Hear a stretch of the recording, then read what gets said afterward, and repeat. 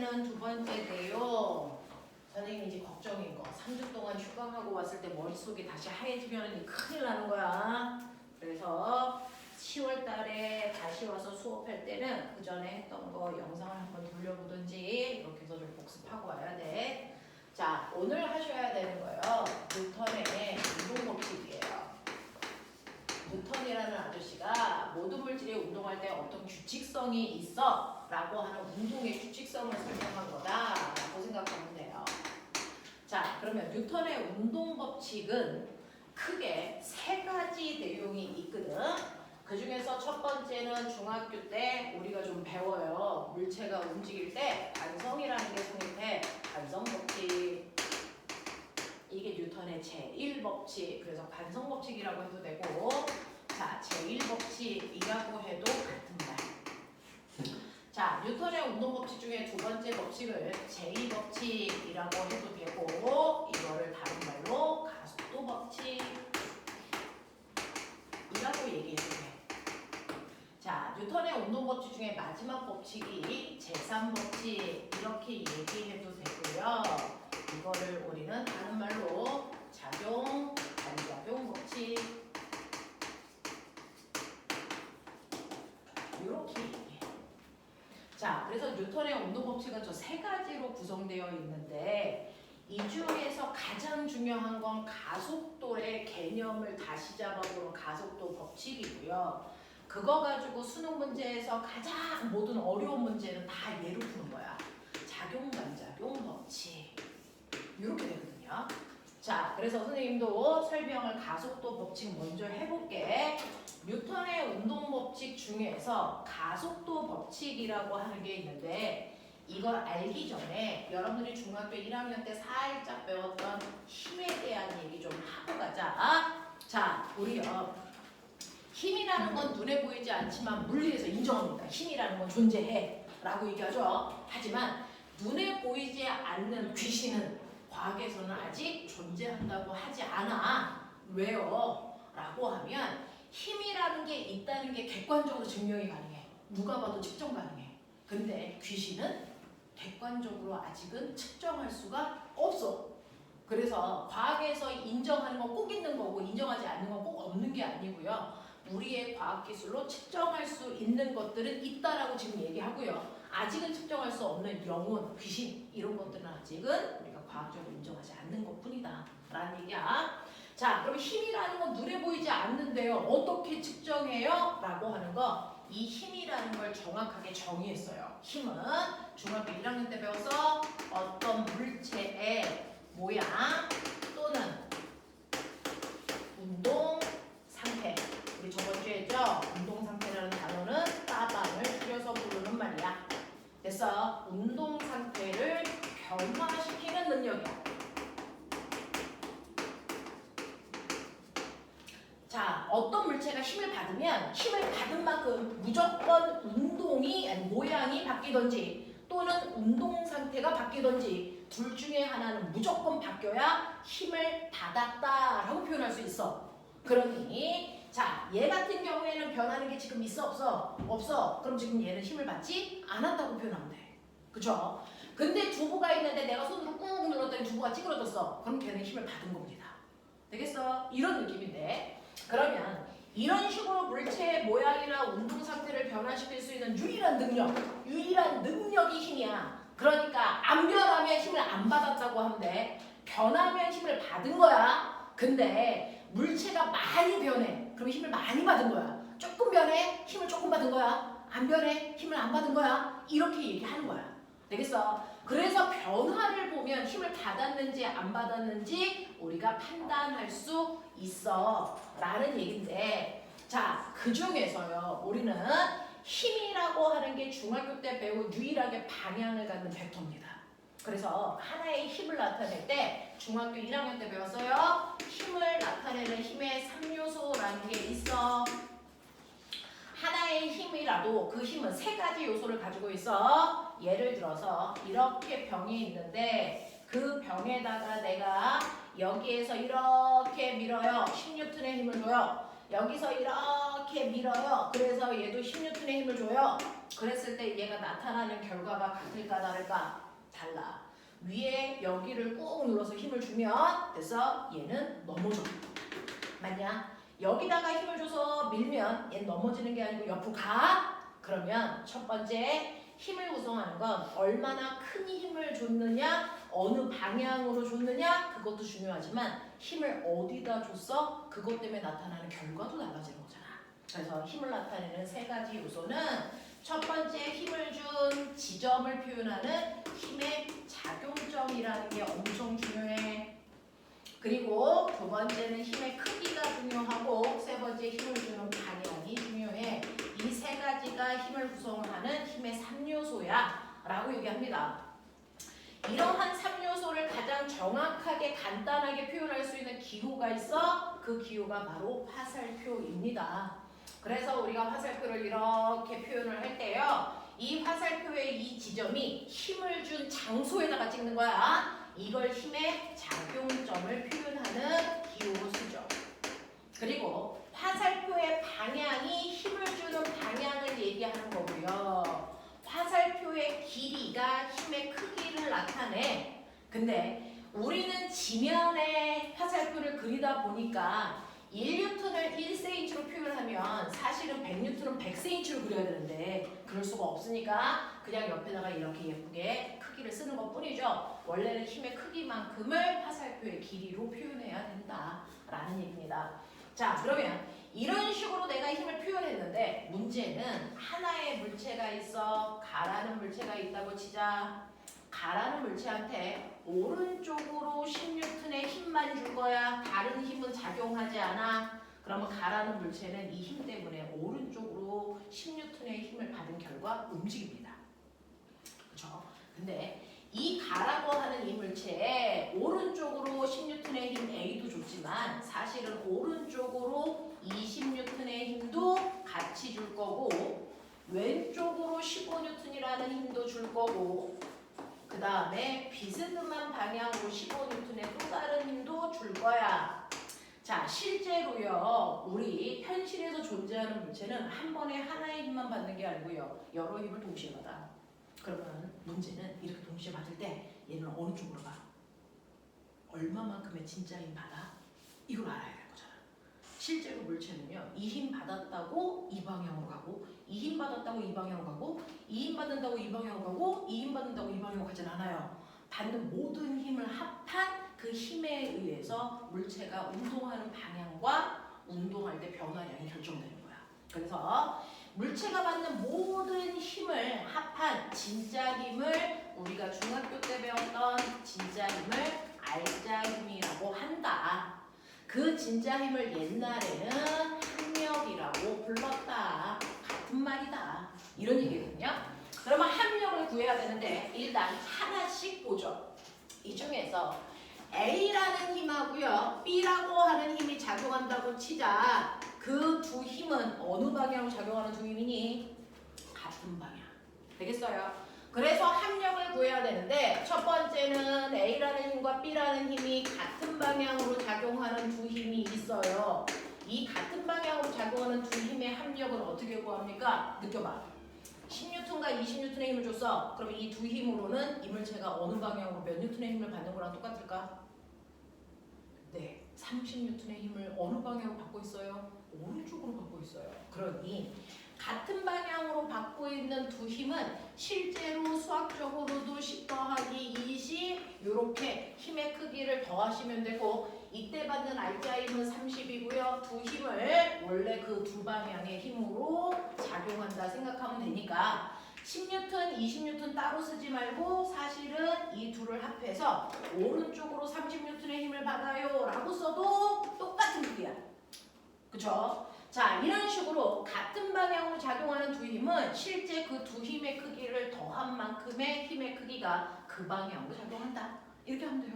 되겠어? 이게 알짜 힘을 구하는 첫 번째 방법이야. 자, 근데 두 번째. 그러면 요번에 저는 이 F라고 하는 이 힘하고요. 여기 C라는 힘이 작용하는데 이 두 힘은 반대 방향으로 작용하고 있어요. 자, 그러면 두 번째. 반대 방향으로 작용하는 두 힘의 알자 힘은 어떻게 구할까? 이런 얘기야. 그러면 준혁아 뭐 하면 된다고? 빼면 돼요. 그쵸? 그러면은 빼서 15N의 힘이 작용할 텐데 어느 쪽? 그렇죠. 큰 힘 방향. 이렇게 반대 방향으로 작용할 때는요. 두 힘을 뺀 만큼이 알자 힘인데 뺄 때 조건이 있어요. 무조건 큰 힘에서 작은 힘을 빼셔야 됩니다. 되겠어? 그래서 30N의 힘에서 15N의 힘을 빼시면 이 두 힘은 15N의 알자 힘을 만들어. 그리고 그 힘은 무조건 큰 방향으로 작용하니까 오른쪽으로 작용하는 힘이 작용하겠네요. 라고 얘기하시면 되겠죠. 그러니 여기에는 F라는 힘과 C라는 힘을 따로 그리지 말고 이거 두 개를 합해서 그린다면 얘는 오른쪽 방향으로 15N의 힘이 작용하고 있어. 이렇게 그려도 같은 결과가 나와. 되겠어? 이렇게 되는 건데 저 하나만 물어볼게요. 반대 방향은 두 힘이 몇 도를 이루고 있었던 거야? 180. 그렇죠. 반대 방향일 땐 두 힘이 이루는 각도가 180도를 이루고 있을 때 빼면 된다는 얘기예요. 같은 방향은 두 힘이 어느 방향으로 두 힘이 몇 도를 이루고 있다는 얘기야? 0도를 이루고 있다는 얘기죠. 그러면 이제 저 하나 물어볼게요. 저한테는 3N이라는 힘도 있고 4N이라는 힘도 있습니다. 이 두 힘을 내가 마음대로 방향을 결정할 수 있대요. 그러면 이 두 힘으로 만들 수 있는 가장 큰 힘은 몇 N일까요? 7N입니다. 어느 방향으로 작용할 걸까요? 같은 방향입니다. 되겠어? 네. 그러면 이 두 힘을 이용해서 만들 수 있는 최대 힘은 7N이 제일 커. 그럼 가장 작은 힘은 얼마일까요? 몇 N일까요? 1N입니다. 두 힘이 반대 방향으로 작용할 때가 가장 작은 힘이 만들어져. 그러면 두 힘이 반대 방향을 이룰 때는 알자 힘이 얼마겠니? 빼면 된다 그랬죠. 그러니까 4에서 3을 빼면 얼마? 1N입니다. 그러니 3N과 4N을 이용해서 만들 수 있는 힘은 1N보다는 크거나 같은 힘을 만들 수 있고요. 7N보다는 작거나 같은 크기의 힘, 요걸 다 만들 수 있어. 내 마음대로 이 두 힘의 방향만 조절한다면. 맞아. 그래서 우리가 느껴야 되는 게 뭐냐면 두 힘을 이용해서 가장 큰 최대 힘은 두 힘이 같은 방향일 때 만들어지는 거구나. 두 힘이 만들 수 있는 최소 힘은 두 힘이 반대 방향일 때 만들어지는 거구나 라는 거를 기억해 주시면 되는데, 그렇다면 이 같은 방향도 아니고 반대 방향도 아닌 얘네들처럼 비스듬한 방향으로 두 힘이 작용하고 있을 때 그럼 알자 힘 어떻게 구해? 이게 문제예요. 되겠어? 그게 핵심인데 그걸 한번 볼게요. 같은 방향, 반대 방향은 우리 감각적으로 어떻게 하면 될 거다라는 게 좀 느껴져요. 같은 방향일 때 더 하면 되고 반대 방향이면 빼면 될 것 같아 라는 게 느껴지는데, 같은 방향도 아니고 반대 방향도 아닌 비스듬한 방향이라고 물리에선 부르기로 약속했어. 그 비스듬한 방향은 두 힘이 이루는 각도가 0도보다는 크고 그 다음에 180도보다는 각도가 작을 때를 부르는 명칭이야. 자, 그러면 이렇게 비스듬한 방향으로 작용하는 힘이 있다면 여기를 살짝 띄울게요. 아까 그 3N, 4N을 가지고 생각해봐. 자, 선생님은요, 이거 모군중학교에서 3학년 때 자꾸 건드려요. 이거 무슨 내용인데? 모군중학교가 약간 생각합니다. 4N짜리 힘이 이렇게 있는데 또 하나의 3N의 힘을요, 한 번은 이 방향으로 3N의 힘을 동시에 줘. 자, 요 각도가 30도야. 한 번은 이 방향으로 줘. 요 각도는 60도야. 뭐 이런 느낌이야. 한 번은 이 방향으로 3N의 힘을 줘. 요 각도는 90도야. 됐어? 이 방향으로 줄 수도 있어. 3N을 요 각도는 120도라고 치자. 이런 느낌이야. 이런 식으로 3N과 4N의 힘을 동시에 주는데 그 두 힘이 이루는 각도만 네 가지 경우로 선생님이 잘라볼게요. 자, 그래서 이 네 가지 경우가 있다. 그랬을 때 여기에 있는 물체가 받는 알자 힘이 가장 큰 경우는 몇 번일까요? 알자 힘이 가장 작은 경우는 몇 번일까요? 이런 얘기야. 똑같은 물체 물체가 이렇게 힘을 받습니다. 방향만 다르게. 그랬을 때 물체가 받는 힘의 RGM이 제일 큰 것. 1번일까요? 2번일까요? 3번일까요? 4번일까요? 몇 번일 것 같냐? 그냥 찍어. 안 배웠잖아. 1번입니다. 왜? 두 힘이 이루는 각도가 0도일 때가 최대의 힘을 만든다면 0도에 가까울수록 힘의 크기는 커지는 거고요. 0도에서 멀어져 점점 반대 방향과 가까워지게끔 두 힘이 이루는 각도가 벌어질수록 두 힘의 RGM이 줄어드는 경향성을 갖습니다. 되겠어? 그래서 선생님이 설명하면서 한번 각도를 보여드렸습니다. 이 각도가 어떤 의미를 갖는지 보시면 돼요.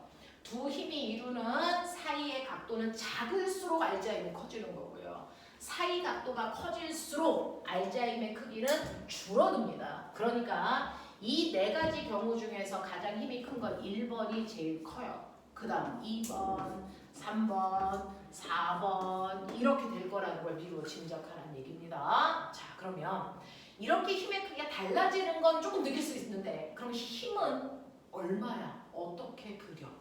그래서 어떻게 구할 수 있어? 라고 하면 이렇게 비스듬한 방향일 때 더할 수도 없고요. 뺄 수도 없습니다. 이 비스듬한 방향일 때 RGM을 그리기 위해서는 작도하셔야 되는데 평행사변형을 그리시는 겁니다. 그래서 이름이 평행사변형법이라고 얘기해요. 자, 평행사변형을 그릴 때 여러분들이 생각하셔야 되는 거 선생님이 3번을 그릴 건데 얘를 조금 빼볼게요. 오른쪽으로 4N의 힘이 작용하고 위쪽 방향으로 3N의 힘이 작용해. 자, 두 힘을 그릴 때 합력을 구할 때는요. 두 힘의 작용적 똥꼬를 서로 일치시켜주고 RGM을 구해야 돼. 그래서 작용 좀 맞춰놓고 그려야 돼. 자, 이 두 힘을 이용해서 뭐 그리냐면 평행사변형을 그려요. 이 힘을 F1, 이 힘을 F2라고 하면 F2 머리 꼭대기에서 F1과 평행하게 선을 그으셔야 됩니다. 방향도 같아야 되고 그 다음에 길이도 같아야 되는 또 다른 F1을 그리라는 얘기입니다. 자, 그 다음에 F1의 머리에서 F2와 평행하게 또 다른 선도 그리세요. 그러면 이 두 개가 만나서 평행사변형이 완성됩니다. 그죠? 그랬을 때 원래 두 힘의 작용점에서 반대쪽 꼭지점으로 화살표를 하시면 이게 실제 두 힘의 RGM 방향이야. 그리고 이 대각선의 길이가 바로 두 힘의 RGM입니다. 되겠냐? 네. 그러면 이게 90도니까 꼬맹아 요거 요만큼만 보면 이거 뭘로 보이니? 그쵸. 여기도 90도인 직각삼각형 피타입니다. 피타. 되겠어? 그랬을 때 여기가 3이고 여기가 4면 여기는 얼마겠니? 5겠죠. 그래서 아하 이 방향으로 5N의 힘이 작용하는 거구나. 그래서 이거 합성하시면 얘는 이 방향으로 5N의 힘이 나온대. 그러면 적어도 얘보다 힘이 더 커야 되는 얘네들은 평행사변형을 그렸을 때 대각선이 이거 평행사변형을 그렸을 때 대각선이 이건데 보시면 알겠지만 각도가 작을수록 대각선의 길이는 더 길어요. 각도가 커질수록 대각선의 길이가 짧아집니다. 그쵸? 자, 이 각도가 120도면 이렇게 평행사변형이 그려지니까 대각선의 길이는 이게 다야. 되겠어? 이렇게 되는 거야. 이렇게 되는 거야.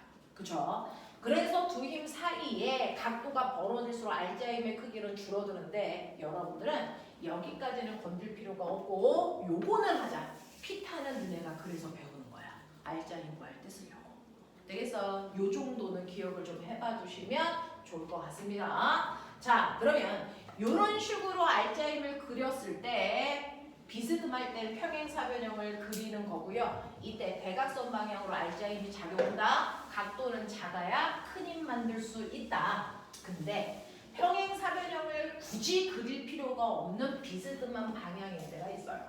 굳이 그릴 필요가 없어. 어떨 때? 두 힘이 받는 힘의 크기가 같아요. F1의 힘도 10N이고 F2의 힘도 10N이래 라고 하는 두 힘의 크기가 같고요. 하나 더, 두 힘이 이루는 사이의 각도가 120도일 때. 그래서 각도가 120도로 돼서 정해져 있어야 됩니다. 그래서 두 힘이 이루는 각도가 120도고 두 변의 크기가 같다면 이거 가지고 평행사변형을 이렇게 그렸다고 치자. 그러면 얘는 평행사변형이자 뭐일까요? 마름모가 만들어져요. 그러면 원래 두 힘의 작용점에서 대각선을 그리면 이 대각선은 언제나 두 힘의 정가운데 방향입니다. 정해져 있어요. 정가운데 방향이고 이 대각선의 길이는 마름모기 때문에 한 변의 길이와 무조건 같습니다. 그러니까 이 방향으로 10N의 힘이 작용하겠구나. 이거야 이거. 되겠어? 이런 식으로요. 특별한 경우가 있단 말이죠. 그래서 우리는 이걸 이제 특수각 이렇게 얘기하는데 그 특수각이 되는 조건이 이 두 가지를 동시에 만족할 때다. 두 힘의 크기는 같고 두 힘 사이에 이루는 각도가 120도일 때 R자힘은 무조건 가운데 방향으로 10N의 힘이 작용해. 되겠어? 요거야. 옛날에 선생님이 중학교 다닐 때는요. 우리 중학교 1학년 때 배웠어요. 근데 여러분들은 교과서가 개편되면서 이걸 다 잘라버려서 못 배운 것 뿐입니다. 되겠어? 근데 교과서가 개편된 이제 후배들은 이걸 다시 배워요. 여러분들만 못 배운 겁니다. 되겠냐? 그러니까 이게 엄청 어려운 건 아니야. 중학교 1학년 때 해결해야 되는 부분이었어. 우리가 못 배웠던 부분이라 선생님이 살짝 설명해 드리는 거고요. 자, 그 다음에 너네 머리가 살짝 되니까 선생님이 고등학교 언니 오빠들이 뭐 하는지 볼게. 자, 이런 식으로요. 두 힘이 이쪽으로 돼서 F1이라는 힘이 작용하고 이쪽으로 F2라는 힘이 작용하면 요거 평행사변형 그렸을 때 요거 대각선이 이 두 힘의 진짜 힘, R자 힘이야 라고 얘기했잖아. 그랬을 때요. X축으로부터 요 이루는 요 각도가 세타, 예를 들어서 30도라고 치자. 이런 느낌이야. 그러면 드디어 우리나라 이 새끼가 뭐라고? 비타라고. 그치? 그랬을 때 너네 삼각비 했을까? 그럼 몇 학년 때 나와? 중3. 그거는 다 했지. 그러면 꼬맹아 여기 봐. 여기가 90도야. 자, 예를 들어서 요 힘의 크기 F가 만약에 20N이라고 치자. 그러면 그걸 준다면 거꾸로요. 두 힘이 나왔을 때 평행사변형을 그렸을 때 대각선이 R자 힘이면 거꾸로요. 고등학교 때는 거꾸로 합니다. 자, 대각선의 힘을 줍니다. 이게 F 20N이야. 그러면 이 힘을 서로 다른 두 개의 힘으로 나눌 수도 있다. 수평 방향의 힘하고 수직 방향의 힘으로 나눠서 생각해도 똑같겠죠. 이 힘을 따로따로 보나 이 둘을 합해서 합력을 보나 똑같으니까. 되겠어? 그랬을 때 이 각도가 30도라는 그 뜻이야. 그랬을 때 이 힘의 X축 방향의 이 힘의 크기는 얼마게? 요 힘이 얼마야? 요거 물어봐. 되겠어? 그러면 이건 어떻게 구하냐면 F 코사인 세타로 계산하면 된다. 납득하냐? 그러니까 F는 20N이고요. 코사인 30이 얼마인지를 중3 때 배웠다 그랬으니까 불러. 2분의 얼마입니까? 1이죠. 그래서 몇 뉴턴? 10N의 힘이 이 방향으로 작용한다고 생각해도 되네. 그 뜻이야. 2분의 루트 3. 2분의 루트 3. 2분의 루트 3이니까 10루트 3의 힘이 작용하네. 이렇게 해도 된단 말이야. 자, 근데 그러면 이 크기의 힘은 얼마야? 라고 하는 이 힘은 얘랑 똑같죠? 그쵸? 그러니까 Y축 방향의 이 힘은 얼마니? 라고 하면 이거는요. 여러분들이 알고 있는 F 사인 세타로 계산하면 되는 힘이야. 그치? 그러니까 20 곱하기 사인 30이 2분의 1이니까 10N의 힘은 이쪽 방향으로 작용한다 라고 생각해서 비스듬한 방향의 힘을 주면 사실은 우리는 수평 방향의 힘과 수직 방향의 힘으로 찢어서 이 두 힘이 이만큼의 크기가 오른쪽으로 이만큼의 크기가 위쪽으로 작용해 라고 놓고 생각하는 문제들을 이제 고등학교 올라가면 배운단 말이야. 알겠어? 이렇게 여러 가지의 힘을 하나의 힘으로 만드는 건 우리가 힘을 합성한다 라고 해서 힘의 합성이라고 부르고요. 하나의 힘을 여러 개의 힘으로 나누는 걸 힘을 분해한다. 그래서 힘의 분해 라고 부른단 말이야. 그쵸? 이런 것들이야. 이런 것들이야. 그래서 이거는 두고두고 우리가 계속 반복할 거니까 지금은 뉴턴의 운동법칙 하기 위해서 필요한 개념이라 살짝 한번 정리했어. 자, 그래서 이런 식으로 R자 힘을 구하면 그 힘이 물체의 운동을 변화시켜요. 물체의 운동을 변화시키는 겁니다. 그래서 우리가 중학교 때 배웠던 맨날 힘이라고 하는데 이 힘은요 어떤 물체의 오른쪽으로 10N 어떤 20N의 힘도 있고 이쪽으로 15N의 힘도 있고 이쪽으로 15N의 힘도 이렇게 작용한다면 실제로 얘한테 작용하는 힘은 얼마니? 라고 하는 이 힘은 언제나 알짜 힘입니다. 알짜 힘이 물체의 모양과 운동 상태를 변화시키는 진짜 힘이야. 되겠어? 그래서 실제로 얘는 이 네 개의 힘을 다 더하면요 이 방향으로 알짜 힘이 작용합니다. 되겠어? 그래서 실제로 여기 있는 가라는 물체는 이 물체는 이 방향으로 움직여요. 되겠냐? 이런 것들이야 이런 것들. 그래서 선생님이 지금부터 얘기하는 모든 힘은 알짜 힘을 얘기하는 거다 라고 하는 거. 너네들이 배웠던 중학교 때 힘도 알짜 힘을 결국은 얘기하는 거야. 알짜 힘이 물체의 모양 또는 운동 상태를 변화시키는 진짜 힘이다 라고 하는 거 기억. 자 그러면 뉴턴이라는 아저씨는요 물체가 가다가 더 빨라져. 물체가요 오른쪽으로 2의 빠르기로 가다가 얘가 시간이 지나니까 오른쪽으로 10의 빠르기로 가고 있어. 그러면 얘는 방향은 안 바뀌었지만 빠르기가 바뀌었잖아? 뭐 받고 있다는 증거야? 힘 받고 있다는 증거야. 되겠어? 근데 오른쪽으로 가는데 더 빨라지려면 물체는 어느 방향으로 힘 받아야 되겠니? 같은 방향. 그죠? 근데 물체가 거꾸로 오른쪽으로 10이라는 빠르기로 가다가 시간이 지났더니 오른쪽으로 2의 빠르기야. 속도가 오히려 느려졌어. 그러면 힘을 어느 방향으로 받았다는 얘기야? 반대 방향이야. 신기하지? 근데 어떤 애가 오른쪽으로 2의 빠르기로 가다가 됐어? 빠르기는 그대로인데 갑자기 위쪽으로 가. 뭐만 바뀌어? 방향만 바뀌었어. 그래도 방향을 바꾸려면 뭐 받아야 돼? 힘 받아야 돼. 근데 생각해봐. 과학은요. 뭔가가 왜 변하는지만 알아내는 게 아니고 그렇다면 그걸 변화시키기 위해서 그렇게 힘주면 되겠구나 라고 하는 걸 알아내는 거거든요. 그럼 오른쪽 방향으로 물체가 2의 빠르기로 가다가 갑자기 방향만 바꿔야 돼. 그럼 이때는 힘을 어떻게 주면 될까? 여러분들 보셨어요? 빠르기만 바뀌려면 물체의 운동 방향과 같은 방향이거나 반대 방향이 힘주면 되죠? 그래서 빠르기만 바뀌는 운동을 한다는 얘기는 사실은 물체가 운동하는 방향과 나란한 방향으로 힘을 받고 있다는 증거야. 되겠어? 근데 얘는 방향만 바꿀 거야. 힘을 어떻게 주면 될까? 오른쪽으로 가도 될까? 갑자기 위쪽으로 가게끔 됐어? 변하니까 힘을 줘야 돼. 어떻게 힘을 주면 방향만 탁 바뀌고 빠르기는 안 바뀔까? 그걸 하고 있는 게 바로 등속 원운동입니다. 등속 원운동이 이걸 하고 있는 거예요. 실에다가 물체를 매달아서 꼬매가 뺑글뺑글 계속 돌리고 있어. 중학교 3학년 가면 이 얘기를 하는데 이때 A에 있을 때 얘가 뺑글뺑글 10으로 돌고 있으면 여기 있을 때는 운동 방향이 이 방향으로 10의 빠르기로 가고 있다는 얘기야. 그래서 얘는 이 방향으로 계속 10의 빠르기로 가고 싶은데 그 방향으로 못 가고 사실은 이 방향 일로 와서 이렇게 가잖아. 방향이 바뀌었어. 하지만 빠르기는 10이야. 되겠어? 되겠어? 그러면 도대체 여기에 있을 때 힘을 어디로 받아서 얘가 일로 못 가고 일로 갈까? 그건 무조건 운동 방향과 수직한 방향으로 힘을 받아서 방향만 바뀐 겁니다. 또 그러면 여기 B에 왔다면 얘는 일로 가고 싶어. 근데 실제로는 일로 안 가잖아. 여기에 와서 일로 가잖아. 또 방향만 바뀐 거잖아. 그러면 얘는 어느 방향으로 힘 받았어요? 여기에 왔을 때는 운동 방향과 수직한 또 이 방향으로 힘 받는 거야. 맞아? 그래서 글리 못 간 거야. 또 여기 왔습니다. 얘 이 방향으로 가고 싶은데요. 글리 못 가죠? 됐어. 이렇게 못 가고 얘 여기 왔잖아. 되겠어? 또 방향은 바뀌었어. 네.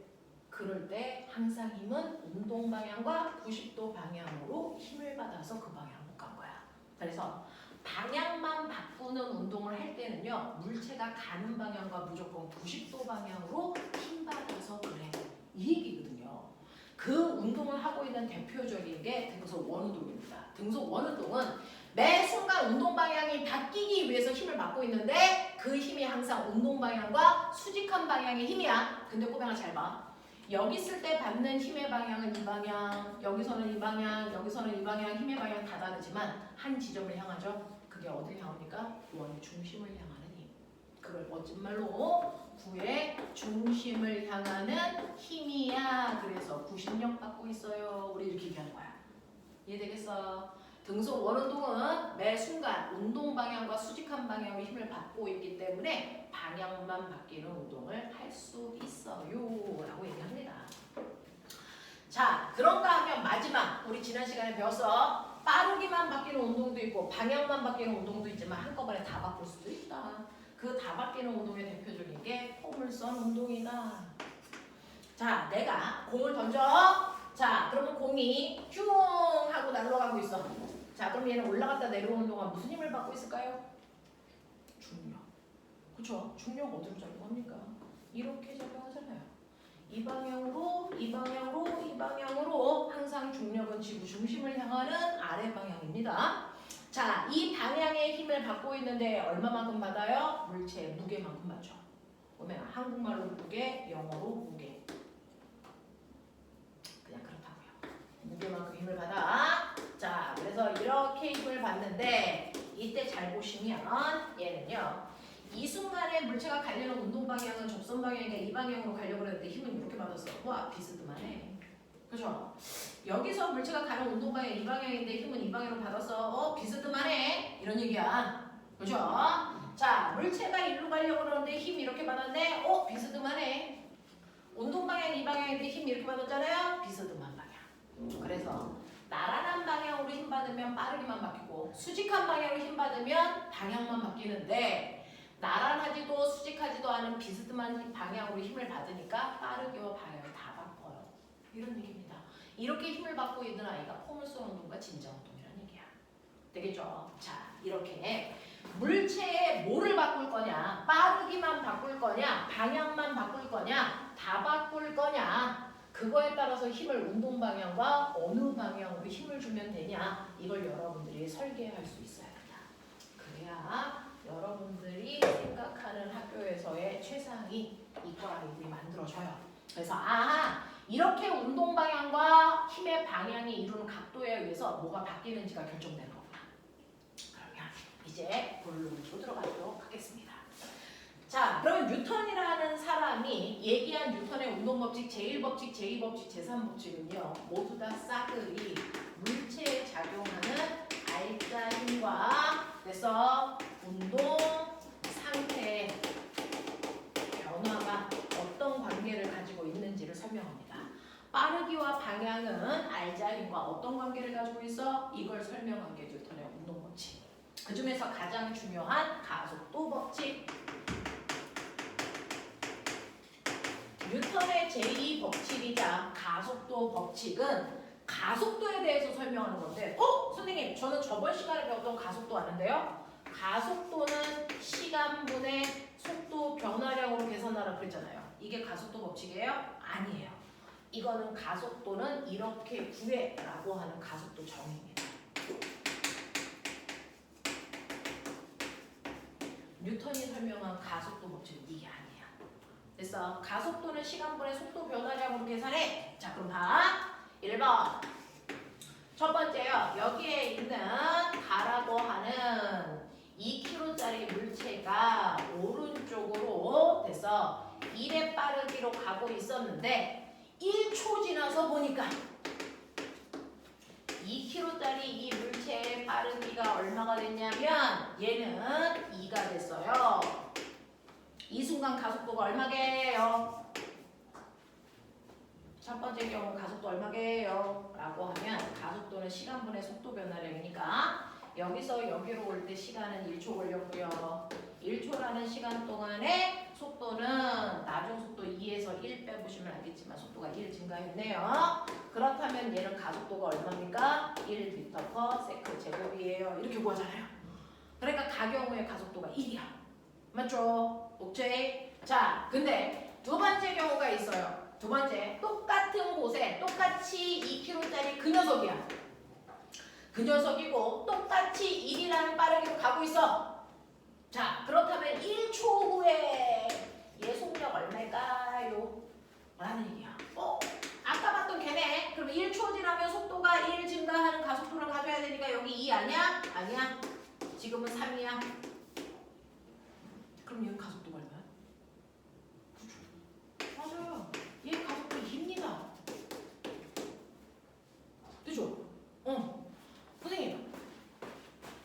일반적인 애들은 선생님 이거 가속도 1 맞아요? 맞아요. 2 맞아요? 맞아요. 그걸로 끝나는 게 일반적인 아이들인데 뉴턴이라는 사람은 근데 얘는 가속도의 크기가 1인데 얘는 왜 더 커? 왜 2야? 가속도 크기 차이가 왜 나? 이게 궁금했던 거야. 가속도를 구했더니 이 경우에는 가속도의 크기가 1이고 이 경우에 가속도 크기가 더 컸네. 2 됐네. 근데 왜 경우에 따라 가속도의 크기가 달라지지? 가속도의 크기를 결정하는 건 뭐지? 얘요. 왜 빨라졌을까요? 그러니까 속도가 왜 바뀌었을까요? 힘을 받았어. 그렇죠. 힘 받아서죠. 어느 쪽으로? 같은 거. 그렇죠. 얘는 방향을 안 바뀌고 빠르게만 바뀌었으니까 물체가 가는 방향과 같은 방향으로 누군가가 밀어줬구나. 그걸 알아요. 됐어. 속도가 바뀌었으니까 알자 힘 받은 거예요. 근데 빨라졌으니까 그 방향으로 힘 받았겠죠. 예를 들어서 이 방향으로 2N의 힘으로 누가 밀어줘서 이 일이 일어났다면 얘는 어땠을까요? 왜 가속도가 더 클까요? 큰 힘을 그렇죠. 얘는 똑같은 방향으로 밀었는데 이때 미는 힘이 2N이 아니고 몇 N일 것 같아요? 4N이었다는 얘기예요. 받은 힘이 2배 더 크기 때문에 변화량이 가속도의 크기가 2배 더 커졌다는 얘기입니다. 되겠어? 이걸 뉴턴이라는 사람이 알아낸 거야. 되게 오랫동안 실험해서. 되겠어? 어떤 경우에는 속도 변화가 조금밖에 없는데 어떤 경우에는 커. 그럼 도대체 이 물체의 차이가 뭘까? 이 새끼 알자 힘이 크기가 다르네. 이 얘기예요. 그러면 알자 힘의 크기가 더 큰데 어떤 관계를 가지고 있어? 가속도와 알자 힘의 크기는 정비례합니다. 그러니까 힘의 크기가 정확하게 2배 커졌기 때문에 속도 변화량인 가속도의 크기가 정확하게 같이 2배 커진 거야. 이런 얘기예요. 되겠어? 이 관계를 알아낸 사람이 뉴턴입니다. 가속도의 크기는 물체가 받는 알자 힘의 크기구나. 그 알자 힘이 2배 커지면 가속도도 2배 커지고 3배 커지면 3배 커지는구나. 이거를 평생에 걸쳐서 연구한 사람이에요. 우리는 그 연구 결과만 배우는 것뿐이지. 자, 근데 또 있어요. 그러면 알자 힘이 가속도의 크기를 결정한다면 그럼 가속도의 크기를 결정하는 건 알자 힘밖에 없어? 다른 건 없어? 이제 이게 궁금한 거야. 그래서 만약에 알자 힘의 크기가 가속도를 결정하는 유일한 원인이라면 여기에서 똑같이 4N으로 밀어볼게. 누구를? 4kg. 그럴 수도 있잖아. 이 4kg짜리가 처음에 똑같이 1의 빠르기로 가고 있어. 자, 그리고 미는 힘도 똑같아. 그리고 나서 1초 지난 후를 볼 거야. 그랬을 때 얘랑 똑같이 속력이 3 되면 가속도가 그냥 똑같은 거잖아. 근데 얘는 속력이 얼마 됐을 거 아니야? 힘을 받았으니까 빨라진 건 맞아. 근데 얘는 가속도의 크기가 얼마 되니? 보여봐. 가속도의 크기 얼마 됐어요? 1초라는 시간 동안의 속도가 1 증가했죠? 가속도의 크기가 얼마입니까? 1입니다. 가속도의 크기가 1이라고요? 2가 아니고? 네. 왜 가속도가 똑같은 힘을 줬는데도 작아졌죠? 그건 질량이 뭐 해줬기 때문에 커져요. 그래서 가벼운 애는요 조금만 힘을 줘도 확 튕겨나가는데 무거울수록 됐어 똑같은 힘을 줘도 잘 안 밀려 이런 얘기잖아. 됐니? 그랬을 때 여러분들 2kg 우리 중학교 1학년 때 배웠습니다. 이거 질량이에요. 질량. 되겠어? 질량이 크면 클수록 안 가려고 버틴단 말이야. 그래서 잘 안 변해. 그러니 가속도의 크기를 결정하는 게 또 있다. 이 가속도의 크기는 물체의 질량과 반비례해. 우리요 질량은요 매스의 약자 M서예요. M수. 질량. 그래서 질량과 반비례하는 관계를 가지고 있구나라고 하는 거를 알 수 있어. 그래서 이 뉴턴이라는 사람은 그러면 가속도 굳이 이렇게 안 구해도 돼. 가속도를 시간분의 속도 변화량으로 계산해도 되지만 가속도의 크기를 결정하는 건 질량과 알자 힘이니까 우리는 가속도의 크기를 구하는 또 다른 방법도 있어. 가속도의 크기는 질량분의 R자 힘으로 구해도 된다. 이걸 설명한 게 가속도 법칙입니다. 이게 가속도 법칙입니다. 그래서 여러분들은 지금부터 가속도를 구할 수 있는 두 가지 방법을 머릿속에 넣으시면 됩니다. 가속도라는 건 시간분의 속도 변화량으로 계산해도 되지만 지금부터는 가속도를 시간분의 속도 변화량으로 잘 안 구해. 가속도는 질량분의 R자 힘으로 더 많이 구합니다. 응? 그러면은 이 방법으로 구해도 똑같고 이 방법으로 구해도 똑같아요? 똑같아. 의심할 필요가 없어. 가속도는 여러분들 두 가지 방법 중에 주어진 자료가 있는 쪽으로 계산하면 돼요. 그러면 이 경우에 가속도가 1이 나온다는 게 맞아요? 해보죠. 가속도는 질량분의 힘이니까 질량은 2kg, 받은 R자 힘은 2N. 그래서 계산해 보시면 가속도의 크기가 1 똑같죠? 맞죠? 이때요. 질량은 2kg, 받은 힘은 4N. 그러니까 가속도의 크기가 2 맞죠?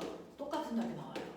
그래서 이때도 보시면 질량이 4kg, 받은 힘이 4N. 그러니까 이때 가속도가 1이 됐다는 얘기입니다. 되겠냐? 이런 식으로요. 그래서 가속도를 구할 수 있는 두 가지 방법입니다.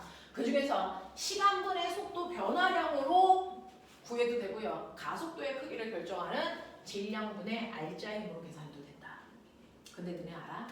가속도도 속도니까 방향 갖는 벡터인 거 아시죠? 그렇죠? 가속도를 구하는 방법 질량분의 힘인데 이때 가속도는 방향을 갖는 벡터 값이야. 그러면 이 중에서요. 이 가속도의 방향은 어디서 왔을까? 그렇죠. 질량은 방향이 없어. 힘은 방향이 있어. 그래서 가속도의 방향은 힘 방향 따라오는 거예요. 힘 방향. 되겠습니까? 가속도의 방향은 힘 방향이야. 그럼 꼬매나 이렇게 오른쪽으로 2의 빠르기로 가고 있는 물체한테 가속도가 작용해. 그래서 더 빨라질 거야. 그러면 가속도가 어느 방향으로 작용해야 돼? 더 빨라지려면? 그렇죠. 라고 하는 아까 선생님이 뭐라 그랬습니까? 가속도의 방향은 힘 방향이고 물체의 운동 방향은 힘의 방향이 같아야 속도가 빨라지는 거잖아. 그래서 선생님이 아까 뭐라 그랬습니까? 속도 방향이 오른쪽 방향 플러스 방향이면 가속도 방향도 같은 방향 오른쪽으로 작용해야 속도는 점점 빨라진다. 맞아. 근데 만약에 물체가 오른쪽으로 2의 빠르기로 가고 있는데 내가 힘을 거꾸로 줄게. 힘을 거꾸로 준다는 얘기는 가속도 방향이 거꾸로 작용한다는 얘기죠. 그럼 속도가 뭐해질까요? 느려지죠. 그래서 아까 선생님이 얘기했잖아요. 속도 부호와 가속도 부호가 같아야 빨라지는 거야. 반대면 느려지는 거야. 무슨 말인지 알죠? 가속도가 바로 힘 방향을 얘기하니까 그래요. 물체가 운동 방향과 같은 방향으로 힘을 받아야 빨라지는 겁니다. 그렇죠? 물체의 운동 방향과 반대 방향으로 힘 받으면 느려지는 거니까. 무슨 말인지 알겠지? 알겠지? 그럼 꼬매나 어떤 물체가요. 오른쪽이라는 왼쪽 방향으로 가고 있어요. 그래서 왼쪽 방향의 속도를 마이너스로 놓을게요. 됐어? 그럼 가속도가 마이너스일 때 빨라질까? 플러스일 때 빨라질까? 마이너스 이 방향으로 힘 받아야지 빨라지는 거잖아. 그 얘기라고. 되겠어? 네. 그 얘기입니다. 자, 가속도 방향은 힘의 방향이기 때문에 가속도 방향과 속도 방향이 같을 때 빨라지는 게 맞더라. 되겠지? 이런 얘기야. 그래서 가속도는 여러분들이 보시는 것처럼 질량분의 R자 힘으로 계산한다 라고 하는 거고 가속도의 방향은 힘 방향에서 따오는 거다 라고 하는 거 기억해 두십니다. 자, 그러면서 여담 얘기할게요. 우리는 중학교랑 초등학교 때는 물리라는 개념을 잡기 위해서 다양한 단위를 썼어요. 센티미터, 밀리미터, 킬로미터 맞아? 자, 근데 여러분들이 어떤 연구를 해서 그걸 논문으로 전 세계 과학자들한테 발표할 때 단위가 다양하면 그걸 보려고 과학자들은 자기가 원하는 단위를 다 환산해서 다시 봐야 돼요. 그렇죠? 불편해. 그래서 모든 논문들 과학적인 발표를 할 때는 우리는 국제 표준 단위로 모든 것들을 표현해 줍니다. 다 똑같은 단위만 쓴다는 얘기야. 알겠어? 자, 이때 국제 표준 단위라는 걸 우리는 SI 단위라고 한다. 국제 표준 단위. 모든 물리량은 이 단위로만 계산합니다. 라고 하는 국제 표준 단위가 8개 있는데 우리는 그 중에서 고등학교 3학년 때까지 3개만 써요. 되겠어? 국제 표준 단위 중에서 외우시면 MKS, 우리 이거 써요. MKS 국제 표준 단위가 8개 있는데 그 중에서 7개만 써. 그 중에서 M은요. 거리를 나타내는 모든 물리량의 표준 단위는 미터만 쓴다. 이게요. 그래서 거리의 표준 단위는 미터입니다. 미터. 센티미터나 킬로미터 안 됩니다. 알겠어? 자, 그런가 하면 모든 물질이 가지고 있는 고유한 양, 중학교 1학년 때 뭐라고 배우냐? 물질이 가지고 있는 고유한 양은 질량. 그래서 그 질량을 나타내는 표준 단위는 킬로그램이야. 그럼 안 돼. 이런 뜻이야. 되겠어? 자, 그 다음에 S가 뭐냐면 시간을 나타내는 표준 단위는 언제나 초야 라는 뜻입니다. 그러니 우리는 앞으로 속력을 나타낼 때도 속력의 단위는 무조건 뭡니까? 물론 미터 퍼 초 표준 단위의 조합으로만 만들어요. 되겠어? 중학교 3학년 과정 하고 오셨으니까 여러분들 운동하는 물질과 갖는 운동 에너지 구하는 식 기억나냐? 뭐냐? 2분의 1 곱하기 질량 곱하기 속력의 제곱이야. 이렇게 배웠잖아요? 이때 질량의 단위가 뭘까요?를 물어볼 필요가 없죠. 뭡니까? 킬로그램입니다. 속력의 단위가 뭘까요? 물어볼 필요 없죠. 뭡니까? 미터 퍼 초만 됩니다. 킬로미터 퍼 아워 그램 이따위 거 안 된다는 얘기야. 알겠습니까? 여러분들이 배우고 있는 모든 물리 법칙은 표준 단위로만 계산할 수 있습니다. 표준 단위가 아닌 걸 집어넣을 수는 없습니다. 알겠어? 위치 에너지 구하는 식 불러. 기준면보다 높은 곳에 있는 물체가 갖는 에너지 위치 에너지 구하는 식이 9.8 곱하기 M 곱하기 H 기억나냐? 되겠어? 이때 M이 뭐라고? 질량 단위는 뭘 써야 되겠니? 킬로그램. H가 뭐니? 높이. 단위가 뭐겠니? 미터, 센티미터 안 된다는 뜻이야. 알겠어? 그러니까 지금부터 선생님이랑 배우는 모든 물리는 표준 단위로만 계산하기 때문에 선생님 이거 센티미터 넣어도 돼요? 이런 질문하면 뒤진다. 안 된다는 뜻이야. 알겠어? 이런 얘기야. 시간 단위 아워 집어넣으면 안 돼요? 안 돼. 초로만 넣어야 돼. 알겠어? 이런 얘기야. 이런 얘기야. 그래서 물리에서는 항상 표준 단위로만 모든 물리량을 계산합니다. 그러니까 여기에서 가속도는 질량분의 힘이라고 그래서 질량 단위 뭐만 돼? 킬로그램만 돼. 됐어? 힘의 단위는 뭐만 돼? 뉴턴만 돼. 알겠습니까? 이런 얘기야. 이런 얘기야. 되겠죠? 자, 이런 식으로 국제 표준 단위로 우리는 모든 걸 계산한다. 그래서 질량은 A는 M분의 F다. 되겠어? 자, 그럼 꼬맹아, 저는요. 그러면 어떤 물체한테 알짜임을 많이 주면 가속도 크게 생겨. 알짜임 조금 주면 가속도가 조금 생겨. 알짜임을 안 주면 가속도가 안 생긴다는 얘기는 뭘까? 안 변해. 그렇죠? 가속도가 한국말로 변한다잖아. 그럼 가속도가 없다는 얘기는 안 변한다는 뜻이잖아. 맞아. 그러니까 물체가 알짜 힘을 안 받으면요. 처음이나 나중이나 변하면 돼? 안 돼? 안 돼. 안 변해. 이런 씨. 변하면 안 된다. 그러니까 물체가 알짜 힘을 안 받으면 어떤 변화도 있으면 안 돼. 그래서 만약에 물체가 처음에 정지되어 있었으면 얘는 알짜 힘을 안 받으면 계속 시간이 지나도 정지한 상태를 계속 유지해야 되지. 나 안 바뀔 거야. 난 변하는 거 절대 싫어. 라고 하는 고집. 그 고집을 과학에서 뭐라 그럴까?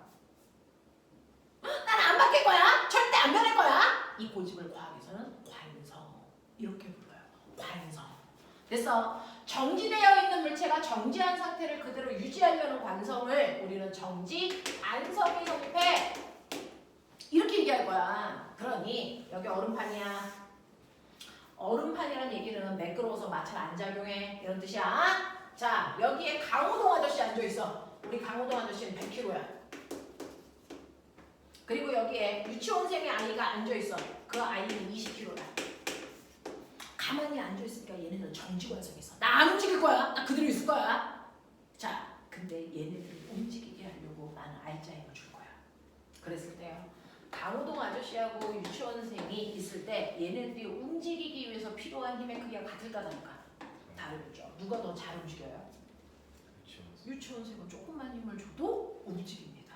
왜? 관성이 그렇게 크지 않아. 고집이 안 세. 그래서 조금만 힘을 줘도 잘 변해요. 근데 강호동 아저씨는 고집이 세. 그러니까 작은 힘을 주면 안 가. 고집 때문에. 그 정지관성의 크기가 달랐죠. 그죠? 강호동 아저씨의 정지관성의 크기가 훨씬 더 크겠죠? 정지관성의 크기도 우리가 측정해서 나타냈습니다. 그걸 중학교 때 배웠습니다. 정지관성의 크기가 바로 질량입니다. 무게는 중력의 크기를 나타내는 값이라서 장소에 따라 바뀌지만 질량은 정지관성의 크기입니다. 근데 중학교 1학년 때는 정지관성의 크기야 이런 얘기 안 썼으니까 고유한 값이야 그래서 이렇게 말했거든요.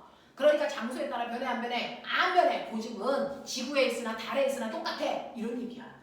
알겠어? 그래서 이러한 정지관성은 안 변하려는 고집이고요. 그 고집인 정지관성의 크기가 바로 여러분들이 측정해서 나타내는 질량값으로 나타낸 거야. 이게 질량의 의미입니다. 정지관성의 크기. 그게 바로 질량입니다. 질량. 그러니까 질량이 크다는 얘기는 저 새끼 변화시키기 되게 어렵겠네. 이런 뜻이야. 되겠냐? 이런 얘기죠. 자, 그러면 이런 식으로 멈춰있던 애는 안 가려고 할 텐데 만약 가고 있는 애가 있어. 운동하고 있어. 어떤 애가 있는데 얘는 오른쪽 방향으로 2의 빠르기로 가고 있어. 그러니까 어떤 애는 오른쪽으로 2의 빠르기로 가고 있는데 얘도요. 어떤 물체가 가고 있으면 가는 대로 또 고집이 있어. 나는 계속 오른쪽으로만 갈 거야. 나 왼쪽으로 안 갈 거야. 그리고 난 빠르게 2로 갈 거야. 3 안 돼. 이런 고집을 운동하고 있는 물체도 가지고 있어요. 그러니까 얘한테 어떤 힘도 안 주면 그 고집 때문에 쭉 그 방향으로 갑니다. 그래서 계속 오른쪽으로 2의 빠르기로 가려는 등, 속도, 운동하려는 고집이 생겨. 이거를 우리는 멋진 말로 무슨 관성? 이걸 정지관성이라고 안 하고 이걸 운동관성이라고 해.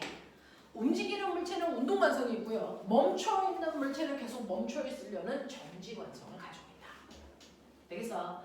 이때 정지관성의 크기는 질량이고 운동관성의 크기가 여러분들이 이 책 뒤에 있는 오늘 배워야 되는 뒷단원에 있는 운동량이라는 값으로 측정해서 나타낸 겁니다. 이걸 시험 끝나고 와서 할 수 있을 것 같아요.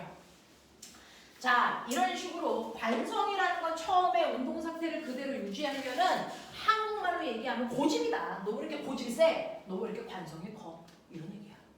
알겠어? 이런 얘기입니다. 라고 하는 관성이라는 건 운동 상태를 그대로 유지하려는 고집이다. 고집. 그 중에서 정지관성이라고 하는 건 질량에 의해서 결정되는 거고요. 운동관성이라는 건 질량과 속도의 곱으로 계산하는 운동량으로 결정이 돼요. 다음 시간에 설명해 드릴 겁니다. 자, 그래서 관성이 뭔지 아시면 되는데 관성의 대표적인 예를 중학교 3학년 교재에서 배웁니다. 되겠냐? 자, 관성의 대표적인 예는 얘죠. 선생님이 여기 가지고 있는 스톱워치는 되게 무거운 편입니다. 질량이 크죠? 그럼 고집이 뭐 할까요? 세겠죠? 되겠어? 근데 얘한테는 힘을 안 줄 거야. 그럼 얘는 계속 가만히 있으려고 그럴 거야. 근데 나는 이 종이를 힘을 줘서 뺄 거야. 어떻게? 보여요? 그럼 얘는 힘을 받았으니까 움직였죠? 근데 얘는 직접 힘을 받지 않았으니까 그 자리에 계속 멈춰있죠? 얘 무슨 관성? 정지관성 가는 거죠. 그게 나타나는 거죠. 되겠어? 이런 것들이야. 이게 정지관성 때문에 얘가 안 딸리는 거야. 알겠냐? 이런 얘기야. 됐죠? 자, 그래서 정지관성이라고 하는 거 물체가 원래 상태를 그대로 유지하려는 고집이다. 그 고집은 질량이 클수록 더 크게 나타나더라 라고 하는 거 기억을 좀 해봐 주시면 좋을 것 같아요. 자, 그래서 첫 번째 가속도 법칙, 두 번째 관성 법칙이라고 하는 게 뭔지 대표적으로 개념을 좀 잡아드려서 자, 이제 그거 가지고요. 수능에서 가장 어렵게 나온다는 작용, 반작용을 설명해 드리도록 하죠. 이 부분은 진짜로 필기를 엄청 예쁘게 하셔야 돼요. 작용과 반작용은요. 수능에서 어렵게 나오기 때문에 유형별로 선생님이 난이도를 끌고 올라가면서 설명해 드리도록 할게요. 자, 뉴턴의 운동법칙 중에서 가장 중요한 뉴턴의 제3법칙, 작용-반작용 법칙.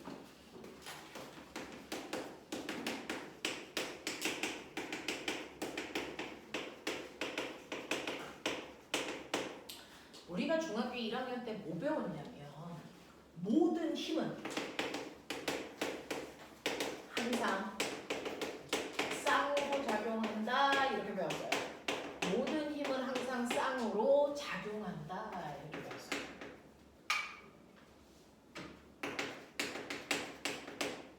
예외 없이 모든 힘은 항상 쌍으로 작용하는데 쌍이 몇 개야? 두 개잖아. 그러니까 모든 힘은 두 개의 힘이 동시에 생겨 이 뜻입니다. 되겠어? 자, 예를 들어 여기 보이냐?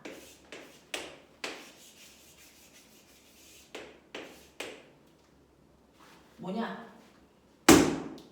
보이냐? 얘는 칠판. 이건 선생님 손바닥. 그래서 선생님이 첫 번째 힘을 줄게요. 그 내가 준 힘을 작용이라고 합니다. 작용. 손이 칠판을 10N의 힘으로 쳤다. 됐어. 그러면 내가 이 힘을 줄 때 이 힘만 생기는 게 아니고 모든 힘은 두 개의 힘이 동시에 생긴다 그랬으니까 이 힘과 또 다른 힘이 동시에 생긴 거야. 그 또 다른 힘을 우리가 반작용의 힘이야 이렇게 부르죠. 모든 힘은 항상 두 개의 힘이 동시에 생기는데 그 두 개의 힘 중 하나의 힘을 작용이라고 하면 또 다른 힘은 반작용이라는 이름으로 불러. 이 힘이 0.00001초라는 시간 차이도 없이 동시에 생깁니다. 자, 그럼 이때 동시에 생긴 또 다른 힘은 어떤 힘일까? 그걸 말로 써주세요. 새롭지 않습니다. 주어와 목적어의 위치만 반대로 바꾸면 됩니다. 그러니 손이 칠판을 10N의 힘으로 치는 순간 반작용은 칠판이 손을 10N의 힘으로 쳤다라는 이 힘이 바로 반작용의 힘이 생기는 거야. 되겠어? 작용과 반작용은 주어와 목적어만 바꾸면 돼. 이 뒤는 하나도 건드리면 안 돼. 10N의 힘이 그대로 작용하는 겁니다. 자, 그러면 이걸 화살표로 표현해 볼래요? 선생님 뭐라 했어요? 모든 힘은 화살표로 표현하고 힘의 3요소가 이 안에 들어있어야 된다. 작용점, 방향, 크기. 맞냐? 오케이. 자, 그럼 첫 번째. 손이 칠판을 10N의 힘으로 쳤어. 준혁아, 나와. 자, 이 그림에다가요. 작용의 힘과 반작용의 힘을 그림 안에다가 화살표로 표시. 일반적으로 가지고 있는 너네들의 오류가 있어요. 그래서 그려봐라고 하는데, 네, 그 힘을 F1, F2로 나타내 주시면 돼요. F2도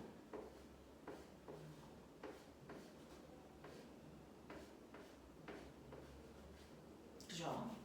이렇게 쓰죠. 됐어? 저는 저 그림을 다르게 그릴 수 있어요.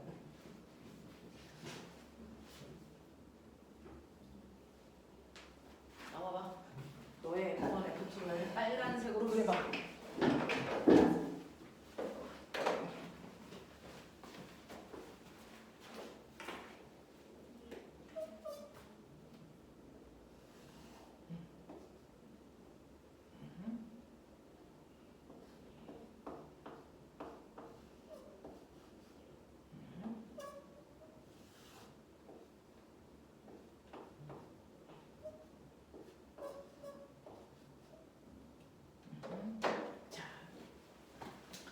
선생님이 어떤 말은 막 16명씩 앉아있거든요. 나와서 그려봐! 라고 하면 16명이 그리는 게 여러분하고 다르지 않습니다. 다 저렇게 그립니다. 그래서 자, 이런 식으로 그리는데 이때 다 잘못된 표현이에요. 왜냐면 우리가 힘을 한 번도 이렇게 해서 화살표로 표현할 수 있어까지는 들었지만 그걸 어떻게 표현해야 정확하게 표현할 수 있는지를 한 번도 해본 적이 없는데 앞으로 여러분들이 물리 1, 물리 2를 배울 때는 물체에 작용하는 힘이 하나가 아니고 여러 개의 힘이 여러 물체 사이에서 동시 작용해요. 그랬을 때 물체에 작용하는 힘을 정확하게 표시해줘야 알짜의 등 구할 수 있거든요. 이때 가장 중요한 건 뭐냐면 바로 힘의 3요소 중에 작용점입니다. 작용점이라는 게 뭐라 그랬어? 힘을. 작용점은 어디다 찍어? 힘을. 그러니까요. 힘을 받은 점에다가 표시해야 된다. 힘을 받은 물체에 표시해야 된다. 그럼 봐봐. 손이 칠판을 10N의 힘으로 쳤어. 힘을 받은 건 손이냐 칠판이냐? 칠판이죠. 여기다가 F1의 작용점을 찍었어야 된다. 이 힘은 칠판이 받은 힘이다. 그러니 F1이라는 작용점이 여기 찍혔어야 됩니다. 그래서 손이 밀었으니까 이 방향으로 F1 이렇게 했었어야 돼요. 되겠어요? 내가 칠판을 칠 때 그 힘을 받은 건 칠판입니다. 칠판이 맞은 거야. 너 어디 맞았어? 나 여기 맞았어. 됐어? 힘 받은 지점에 찍는 게 작용점입니다. 됐냐? 자, 그런가 하면 얘는 작용점 어디다 찍어야 되니? 그쵸? 됐어? 여기다가 작용점을 찍어서 이렇게 했어야 이게 F2입니다. 맞나? 그래서 F1과 F2의 힘을 이런 식으로 표현해 두셔야 되죠. 그러면 이제 나 물어볼게요. 자, 손이 칠판을 쳤어. 근데 내가 칠판을 쳤으면 칠판이 아파야죠. 근데 난 손바닥이 아프잖아. 그럼 내 손바닥이 아픈 힘은 이유는 F1 때문이니 F2 때문이니? 그러니까 이 힘 때문에 아픈 거예요. 알겠어? 이겁니다. 되겠냐? 자, 힘을 표현할 때 작용점은 무조건 힘을 받은 지점에 찍는다고요. 받은 지점에 찍는 거예요. 그래서 첫 번째, 손이 칠판을 10N의 힘으로 쳤을 때 칠판에 작용점이 찍혀야 된다. 됐어? 이 연습이 필요한 겁니다.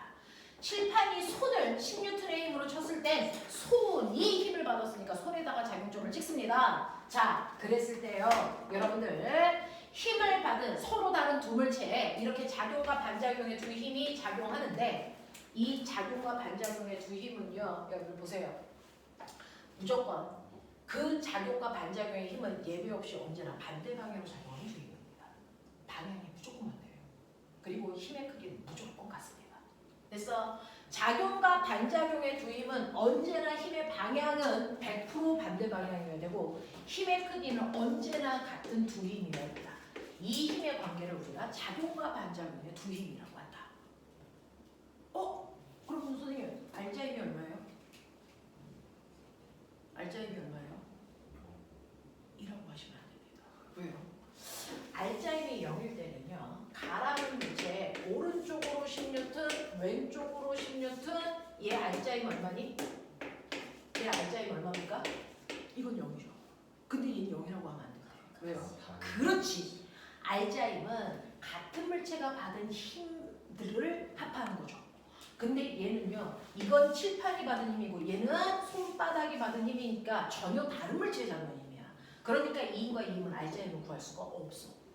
그래서 작용과 반작용은 절대로 알자 힘을 구할 수 없습니다. 왜? 서로 다른 물체에 작용하기 때문입니다. 그러면 이런 식으로 같은 물체에 작용해서 알자 힘을 구했더니 알자 힘을 0 만드는 A와 B 같은 힘은 작용과 반작용의 힘이 아니겠죠. 그쵸? 얘는 힘의 평형관계의 두 힘이라고 해요.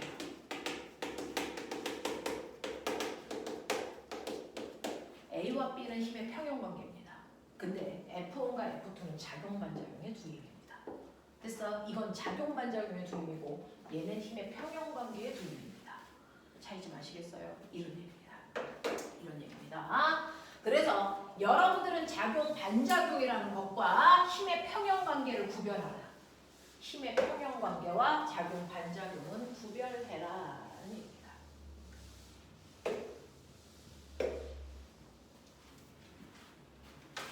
자, 그러면 우린 작용 반작용을 배웠으니까 전 세계 모든 고등학교 1학년 교과서에 하다못해 북한에도 이렇게 되어 있지 않을까? 북한 교과서를 제가 직접 보지 못했지만 하지만 다른 나라 교과서에는 다 있습니다. 뭐가 있냐면 여러분들 이런 식으로 책상 위에 꽃병이 이렇게 있어. 거기에 꽃이 이렇게 꽂혀 있어. 그리고 이 책상은 지구에 이렇게 있죠. 꽃병은 무슨 앞에? 전진한테.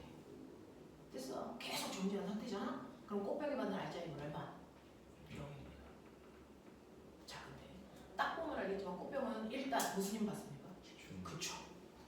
자, 첫 번째 꽃병이 받는 그 힘을 여러분들은 중력이라고 하는데 그 중력을 아까처럼 누구한테? 자, 풀어서 얘기하죠. 물론. 지구. 그렇죠. 지구가 꽃병을 10N의 힘으로 당긴다. 이 상황이라고요. 됐어? 근데 이 힘에 무조건 뭐가 있습니까? 반작용이 있습니다. 그쵸? 모든 힘은 항상 반작용이 있으니까 그럼 반작용의 힘 불러봐. 뭐니? 그렇죠. 주어와 목적어만 바뀌는 그 힘도 동시에 작용하고 있어. 그러니 꽃병이 지구를 10N의 힘으로 됐어? 네. 뭐합니까? 당기는 거. 이걸 저 그림의 화살표에다가 그리십시오. 여러분들 노트에다가 그리시고 이거 화살표 처리해 보세요. F1, F2.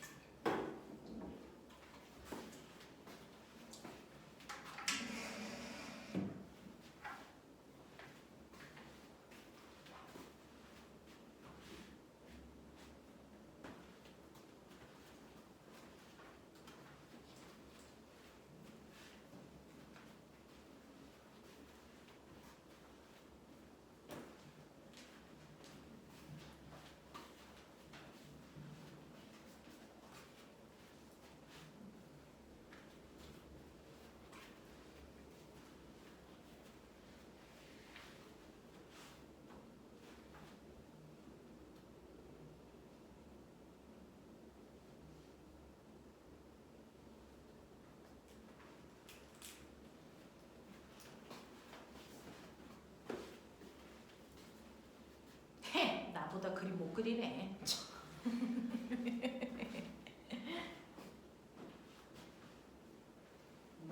큐야. 그렇지. 이제 작용점을 찍는군요. 그렇군요. F1, F2도 표시. 나중에 100년 지난 후에도 어떤 게 F1인지 알게. 자, 첫 번째 보시면요. 지구가 꽃병을 당기기 때문에 이 힘은 꽃병이 받는 힘이거든요. 그러니까 꽃병에다가 작용점을 찍고 지구가 당기니까 지구 방향으로 F1 이렇게 하시면 돼요. 이게 바로 꽃병이 받는 중력을 표현한 겁니다. 여러분들은 이걸 줄여서 중력 이렇게 표현한 것 뿐이죠. 자, 그러면 이거의 반작용의 힘은 꽃병이 지구를 당기는 거니까 사실은 꽃병이 지구를 이렇게 자기 방향으로 당기고 있죠. 여러분들도 지금 각각 지구를 당기고 있습니다. 여러분들이 됐어. 여러분의 몸무게만큼 이렇게 되는 거예요. 자, 그러면 이제 지구가 꽃병을 당기면 말 잘 듣는 꽃병은 지구가 당기니까 내려가려고 합니다. 그러니까 내려가려고 나 내려가야 되는데 근데 밑에 누구 있어? 책상이죠. 나 내려갈 거니까 비켜! 그러면서 세 번째 힘 뭐가 작용합니까? 책상이. 아이고 책상이 아니고 꽃병이죠. 책상을 10N의 힘으로 누르죠. 나 내려갈 거야! 비켜! 그럼 꾹 눌러요. 그럼 이거에 반작용이 생깁니다. 이제 쓰십시오. 그거에 반작용 뭐라고 쓸까? 이런 얘기야. 그쵸? 이때 책상이 꽃병을 안 돼! 내려가면 안 돼! 10N의 높이가 이런 느낌이죠. 되겠어? 자, F3, F4도 그림에다가 그려.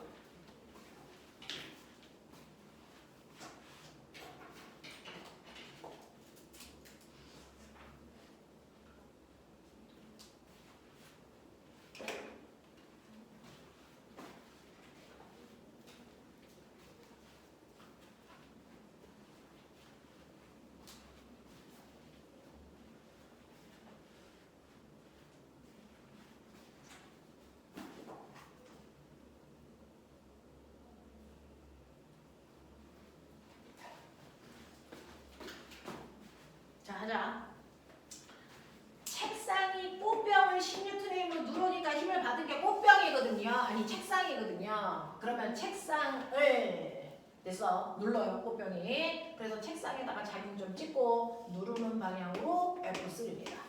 그러면 그거의 반작용으로 책상이 꽃병을 10N의 힘으로 밀어. 그러면 꽃병에다가 작용 좀 찍고 미니까 이쪽 방향으로 F4 이렇게 하면 되잖아. 되겠어? 이렇게 그려주면 돼.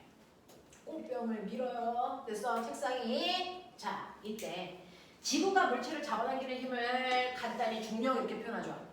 자, 그런가 하면 물체가 놓여있는 바닥면이 물체를 90도 방향으로 밀어 올리는 이 힘을 우리는 멋진 말로 수직강력 이렇게 불러요. 그래서 꽃병에 놓여있는 책상면인 바닥이 물체를 90도 방향으로 밀어 올리니까 90도 멋진 말 수직. 그래서 민다 항력. 됐어? 이렇게 표현하거든요. 자, 그랬을 때 꼬맹아 잘 봐. 저 꽃병에 찍혀있는 작용점 몇 개? 그죠? 압력 보여보세요. 얼마? 알자면 얼마? 0죠. 이 힘도 10N, 이 힘도 10N. 서로 반대 방향의 두 힘의 크기가 같으니까 알자면 0. 됐어? 그래서 꽃병이 정지되어 있는 겁니다. 되겠냐? 꽃병이 정지되어 있을 때 작용하는 힘의 크기 얘기해. 지금 요번 주부터가 과고, 출석 면담, 대비 기간, 아니 출석 면담 시험 보고 있어요. 그래서 언니 오빠들이 세종하고 한성에 불려나가서 그래서 첫 번째는 말로 시험을 봅니다. 너 중학교 내용에서 이거 알아? 대답해봐. 이번에 나왔던 문제 아직 선배들한테 얘기하면 안 돼요. 다른 애들 면접 보고 있으니까. 실제로 책상 위에 컵 이렇게 올려놓으시고요. 이 컵에 작용하는 모든 힘 다 얘기해봐. 이렇게 얘기하셨어요. 그럼 얘기해봐. 뭐가 부작용하냐? 뭐 작용해? 이거 이 벽, 물병에 뭐 작용하냐? 중력과 수직함이야. 그래서 합력이 0입니다. 이 얘기가 나올 수 있냐고 물어봤어요. 이겁니다. 됐죠? 자, 그래서 이렇게 책상면에 놓여있는 꽃병은요. 중력과 수직항력의 합이 0이기 때문에 정지한 상태를 유지하는 거죠. 그래놓고 이 그림은 꼬맹아 고등학교 1학년, 2학년 때 다 나오는 그림입니다. 이때 학교 시험에서 뭐 나올까요? 저 그림만 그려놓고 이 설명은 안 써줍니다. 저 그림만 그려놓고 화살표를 보고 저 화살표가 뭘 의미하는지 아셔야 됩니다. 자, 그래놓고 학교 시험에서 F1과 F4는 작용, 반작용의 관계의 힘을 그려놓은 거다. OX. F1과 F4는 작용 반작용의 두 힘을 그려놓은 거다. O야 X야? X죠. 작용 반작용의 두 힘은 선생님 보기 편하라고 같은 색깔로 칠하내드립니다. 되겠어? 네. 이렇게 꽃병에 작용하는 두 힘, 힘의 합력을 구할 수 있는 이 힘은요. 작용 반작용의 두 힘이 아니고 힘의 평형 관계의 두 힘입니다. 라는 얘기죠. 경란이 요 얘기야. 그러면 작용 반작용의 두 힘을 다 얘기해봐. 이렇게 얘기하죠. F1과 F2가 작용 반작용의 힘이고 F3와 F4가 작용 반작용의 두 힘이에요. 알겠습니까? 이 얘기입니다. 이 얘기. 그래서 작용 반작용의 관계냐 힘의 평형 관계냐 이거 더럽게 많이 물어봐. 되겠죠? 모든 힘은 얘기 안 해도 반작용의 힘을 무조건 들고 다닌다. 무조건 들고 다닌다. 우리가 흔히 얘기하는 중력이라는 건 지구가 물체를 당기는 힘을 얘기한다.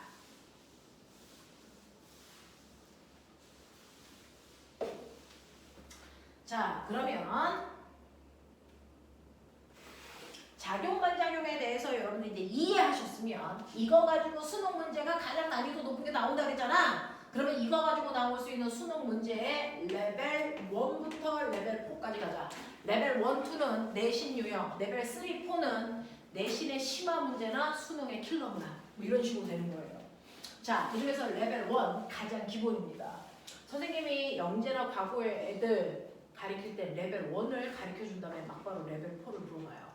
그랬을 때 그거 풀 수 있어? 이런 거 해보거든요. 알겠어? 자, 가보죠.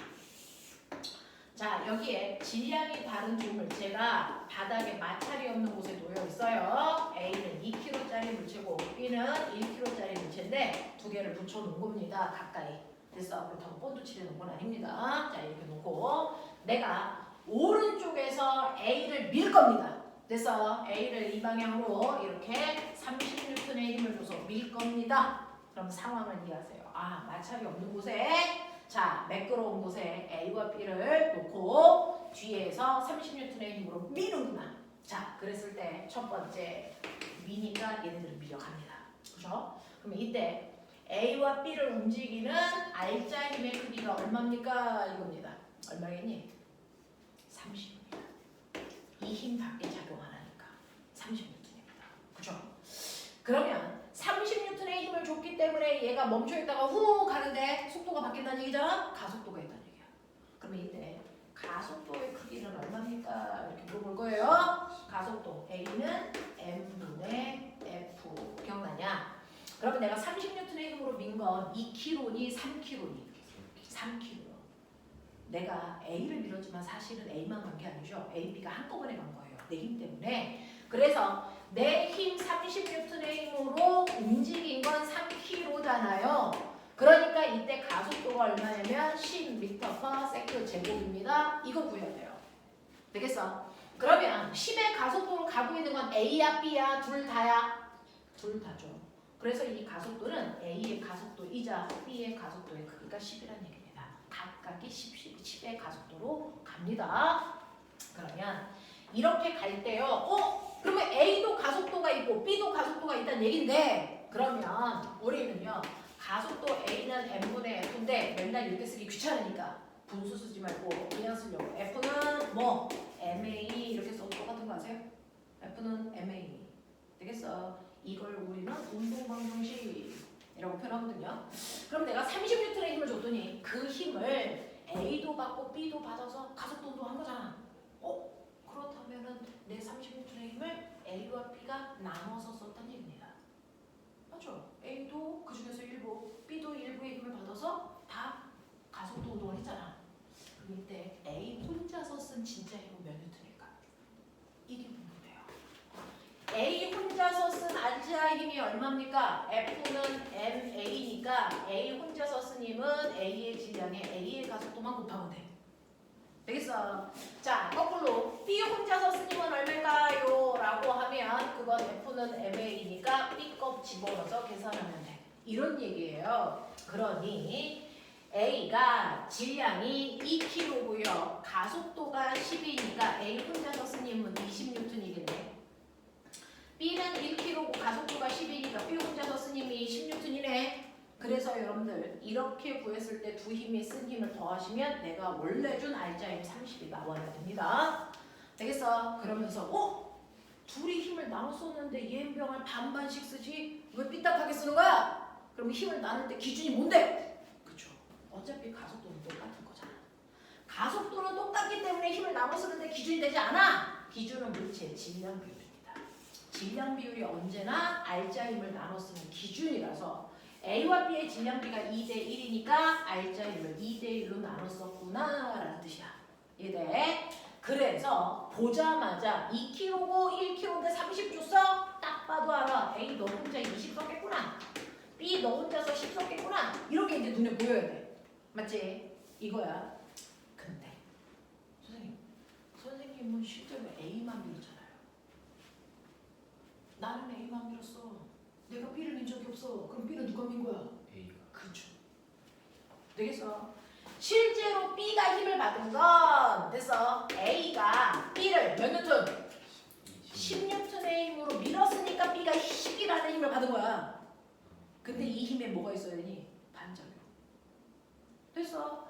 A가 B를 10뉴턴의 힘으로 밀면 이거의 반작용도 반드시 동시에 생겼을 거야. 누가 누구를? B가 누구를? A를 몇 뉴턴의 힘? 10뉴턴의 힘으로 밀었겠죠. 그럼 잘 봐. A가 B를 10뉴턴의 힘으로 밀었어. 그 순간 B가 A를 10뉴턴의 힘으로 밀었어. 그럼 잘 봐. A에 꽂혀있는 작용점. 이거 A에 꼽았어야 돼. A에 꽂혀있는 작용점이 몇 개냐? 2개죠. 됐죠? 알자 힘 얼마? 20. 그래서 나온 거예요. 됐어. B에 꽂혀있는 작용점 몇 개? 하나 얼마? 10. 그래서 B부터 10 쓴 거예요. 알겠어. 물리는 우연이라는 거 없습니다. 예외라는 것도 없습니다. 그래서 친구들이 제1 됐어? 편해요라고 얘기하는 건 예외가 없기 때문에 그래요. 예외가 없습니다. 이 물체가 두 개가 아니고 20개가 연결되어 있어도 힘이 이렇게 운동합니다. 알겠습니까? 그러니까 이때 A와 B 사이에 작용 반작용의 힘이 얼마입니까? 그 힘이 바로 10N입니다. 라고 쓰는 게 맞지? 맞아? 오케이. 이렇게 쓰는 거야. 이렇게 쓰는 거야. 그래서 여러분들은 이제 저 문제를 보면 이 5가지를 해결할 수 있어야 된다. 물체가 받는 알자임이 얼마인지, 가속도가 얼마인지, 그 중에서 A 혼자서 스님이 얼마인지, B 혼자서 스님이 얼마인지, A, B 사이에 서로 주고받은 작용 반작용의 힘이 얼마인지 이거 보셔야 돼요. 이해돼? 하겠어? 오케이. 근데 꼬내가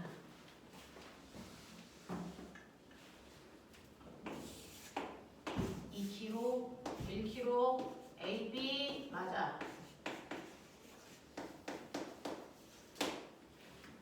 똑같은데요. B를 밀게요. 30N이에요. 아까는 A 쪽에서 밀었잖아. 싫어. 나 이제 B 쪽에서 밀 거야. 되겠냐? 이때 1, 2, 3, 4, 5 중에서 크기가 달라지는 게 있을까?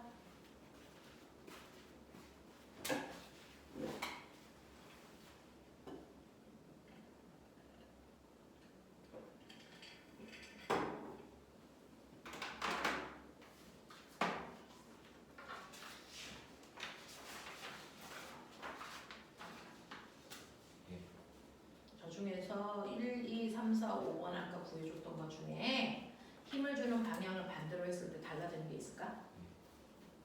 몇 번? 5번이 달라질 것 같아? 5번이 얼마? 26분. 네. 실제로요. 이 방향에서 미는 게 아니고 이 방향에서 밀어도 알짜힘은 30입니다. 알짜힘 30으로 3kg를 밀었기 때문에 가속도가 10입니다. 그러면 A, B가 쓴 알짜힘은요. F는 MA로 계산해도 되고 어차피 가속도가 똑같으니까 힘은 언제나 질량별로 날아가줘요. 예외가 없습니다. 그러니 이쪽에서 밀던 이쪽에서 밀던 알짜힘을 2대2로 나눴을 거야. 그러니까 A가 20N의 힘을 쓸 거고 B 혼자서는 10N의 힘을 쓰면서 갈 거야. 그랬을 때요. 실제로 내가 민 거 누구만? B만 밀었죠. 얼마로 밀었어? 30으로 밀었어. 그러면 A는 누가 밀었어? B가 민 거야. 됐어? B가 얼마로 밀었을까? B가 A를 20N의 힘으로 밀었겠죠. 그러면 그거의 반작용으로 A가 B를 얼마의 힘으로 밀까요? 20N의 힘으로 밀겠죠. 그러니까 B가 받은 알자의 힘이 얼마가 되는 거니? 10. 이렇게 되는 거야. 그러니까 어느 방향에서 미느냐에 따라 작용 반작용의 크기가 달라져요. 근데 이 작용 반작용의 힘은 공식이라는 게 없어요. 이렇게 생각해서 푸는 겁니다. 됐어? 그래서 학교에서는 예를 놓는 거예요. 근데 이걸 답하기 위해선 이 단계로 생각을 끌고 오셔야 된다고요. 되겠어? 이 문제입니다. 이 문제입니다. 이게 레벨 1이야. 이해돼? 레벨 1이야.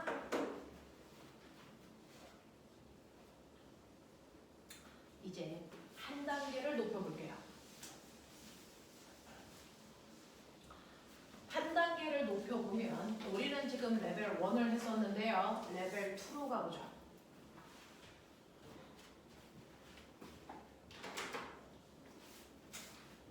레벨 2로 오셨어요. 레벨 2에서 한 단계를 높이는 순간 어떤 일이 발생하냐면 A와 B를 붙이지 않고 떨어뜨려서 한꺼번에 움직이게 하려고 실로 둘을 묶습니다.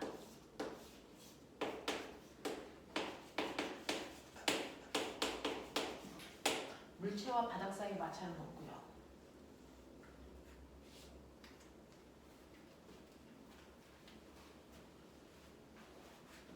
자, 내가 A 쪽에서 당길 겁니다. 30N의 힘으로 당겨서 끌고 갈 겁니다. 그러면 보세요. 자, 둘이 움직이는 알짜힘이 얼마인지, 가속도가 얼마인지, A 혼자서 스님, B 혼자서 스님이 얼마인지. 근데 문제는 A가 갈 때 B한테 힘을 줘야죠. 아까처럼 붙어 있으면 A가 B를 직접 미는데 요번에는 어떻게 할까요? A가 달려고 그러는데 옆에 B가 달려있잖아. 그럼 B를 같이 끌고 가야 되잖아. 그러면 A는 누구한테 힘줄까? 실. 실한테 힘을 주면 실이 B를 당기는 거야. 됐어? 그래서 중간에 걸쳐가는 거예요. 그래서 이 실에 A가 작용한 힘이 걸려 있습니다. 실에 걸려 있는 힘을 멋진 말로 장력이라고 하고 텐션의 약자 라지티로 쓰면 이게 장력이라는 뜻이야. 알겠어? 그러면 이 실에 걸려 있는 장력의 크기가 얼마니? 요 얘기거든요. 구해 빨리. 1번부터 5번까지.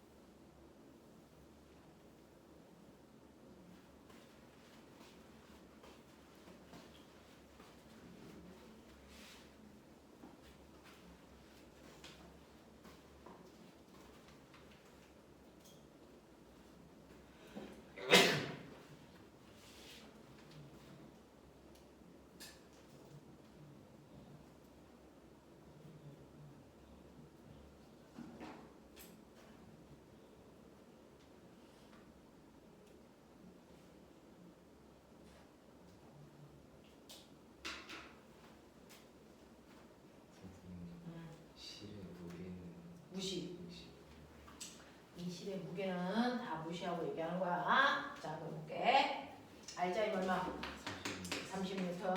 가속도 얼마? 10m. 그렇죠. 10m/s 되고 A가 쓴 알자임 20, B가 쓴 알자임 10이어야 돼. 근데 문제는 이제 얘가 문제야. 되겠어? 네. 그럼 뭐야? A가 20N의 힘으로 가야 되잖아. 그러면 A가 갈 때요. 자기가 가기 위해서 뒤에 있는 꼬맹이를 같이 끌고 가야 돼. 그럼 A가 B를 얼마로 당기니? A가 B를 얼마로 당겨야 돼? 10N으로 당겨야 되는데 직접 못 당기니까 A는 C를 당기는 거지. 몇 N의 힘으로? 10N의 힘으로. 그러면 C는 B를 당겨 10N의 힘으로. 그럼 그거의 반작용. B가 가기 싫어! C를 10N의 힘으로 당기겠죠. 그러면 C이 누구를? A를 10N의 힘으로 당기겠죠. 되겠어? 이렇게 되는 거야. 이렇게 되는 거야. 그래서 결국 A가 받은 힘은 얼마? 20. B가 받은 힘은 얼마? 10. 이렇게 얘기하는 거야. 알겠어? 이렇게 됩니다. 그래서 여러분들이 알고 있는 실에 걸려있는 힘 장력을 우리가 텐션의 약자 T라고 쓰는데요. 이 장력이라는 건 사실은 A가 실을 당기는 힘, 실이 B를 당기는 힘, 그거의 반작용으로 실이 A를 당기는 힘, B가 실을 당기는 힘, 이걸 다 싸잡아 그냥 한마디로 뭐라 그런다고? 장력이라고 한 거야. 되겠어? 네. 이렇게 실이 관여하는 힘을 그냥 줄여서 우리 뭐라 그런다? 장력이라고 한다. 알겠어? 그러면서 꼬맹아 봐봐. A가 가면서 이 실을 당길 때요. A와 B 사이의 실은 팽팽하게 당겨져 있겠죠. 자, 실이 팡팡 빽빽하게 당겨져 있는 그래서 탱탱하게 당겨져 있을 때 그 장력은 실의 모든 부위에 작용하는 힘의 크기는 항상 어떠니? 같아. 그래서 여기도 10 그래서 이렇게 작용하고 있는 거야. 그래서 하나의 실이 팽팽하게 당겨져 있을 때 작용하는 장력의 크기는 어디나 다 똑같거든요. 되겠냐? 그러니까 실이 B를 당기는 힘을 구해. 실이 A를 당기는 힘을 구해. A가 C를 당기는 힘을 구해. 그거 다 똑같아. 그냥 장력 구하는 뜻이야. 알겠어? 이 얘기입니다. 이해하시겠어요? 오케이. 자, 꼬맹아, 거꾸로 당겨. 이쪽에서 당길 거예요. 30N. 그럼 느낌상 장력이 달라지겠죠? 구해. 얼마? 20. 되겠어? 이게야. 이게 레벨 2. 괜찮아? 괜찮아? 응? 레벨 3.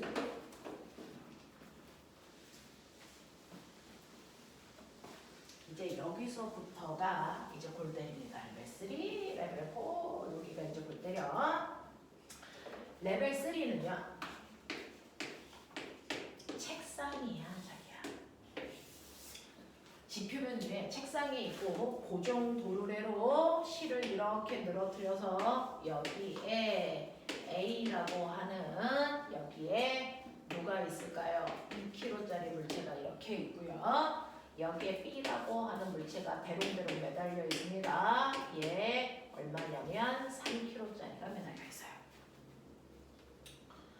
자, 맨 처음에는요. A와 책상면 사이에 마찰없고 손으로 이렇게 똥꼬를 B를 받치고 있다가 손을 치웁니다.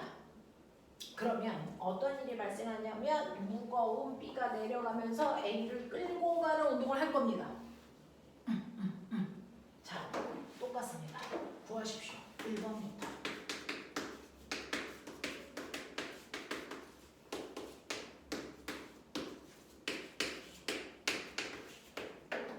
구하십시오. 예쁘게 노트에 정리해 놓으셔야 나중에 또 봅니다.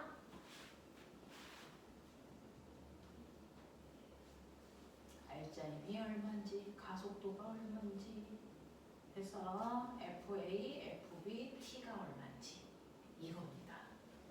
자, 네. 우리 하나만 해드릴게요. 저 알짜임이요. 사실은 아까까지는 내가 땡겼으니까 힘 보여줘.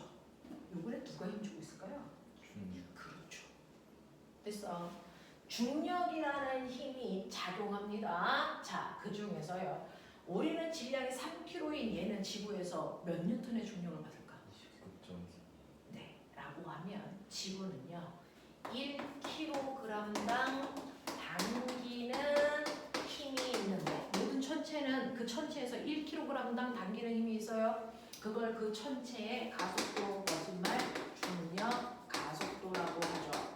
다른 가속도는 A라고 쓰는데 그 천체의 중력 가속도만 G라고 써서 구별을 하게끔 써줍니다. 근데 중력 가속도를 중학교 때는 뭐라고 배웠어요? 9.8로 해야 돼 라고 배웠잖아요. 그쵸? 네. 근데 고등학교 올라가면 9.8이 귀찮대요. 언니 오빠들이 늙어서 계산이 힘들대요. 그래서 얼마로 할 거야? 우린 15로 할 거야. 고등학교 내용 계산하는 거니까. 그래서 중력 가속도를 15로 할 거니까 그러면 이 물체가 1kg면은 몇 뉴턴에 당긴다는 거야? 10뉴턴. 2kg면 20뉴턴. 3kg면 30뉴턴. mkg면 10에 그쵸? 라고 하는 모든 물체에 작용하는 중력의 크기는 됐어? 네. 우리 중력의 크기를 다른 말로 뭐라 그러니? 무게. 그래서 계산도 무게로 하십니다. 됐어? 모대문 병신 무게. 써있지 한국말로. 알겠어? 무게로 계산한다. 이 새끼도 무게 받겠죠? 무게. 맞습니다. 자, 그러니 지구가 B를 몇 뉴턴의 힘으로 당겨? 30뉴턴의 힘으로 당기죠. 응? 근데 A도 당기잖아. 그치? 얘 얼마 당기냐? 근데 얘는 왜 안 내려와? 그거 뭐지 말이야? 얘 왜 안 내려와? 작용가. 뭐? 수직하느냐? 이 작용하죠. 얼마? 20뉴턴. 그러니까 이 힘의 알짜임 얼마가 되니? 얘는 이거 알짜임 얼마니? 0이죠. 그러니까 이 책상면 위에 있는 물체의 무게는 운동에 관여하지 않아. 항상 수직항력이 생겨서 알짜임을 0 만들기 때문에 얘의 무게는 무시. 그래서 물체의 운동에 관여하는 진짜 무게는 대롱대롱 매달려 있는 얘의 무게야. 얘는 수직항력이 생길까 안 생길까? 안 생기겠죠. 바닥이 없으니까. 되겠어. 이 물체의 무게가 전체를 움직이는 알짜 힘이 된다. 알겠냐? 이제 풀어.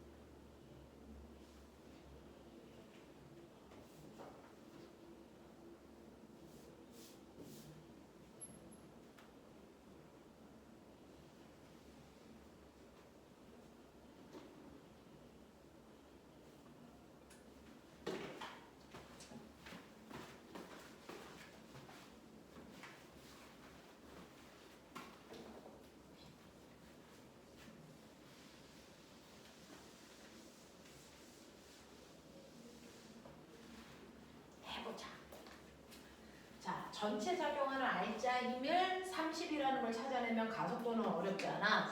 30N의 힘으로 움직이는 거 몇 킬로? 아니죠? 몇 킬로 움직이냐? 이게 같이 움직이지. 5킬로가 움직이는 거야. 그러니까 이걸 5킬로로 나누셔야 돼요. 그래서 가속도가 6이라는 걸 해결하자. 그쵸?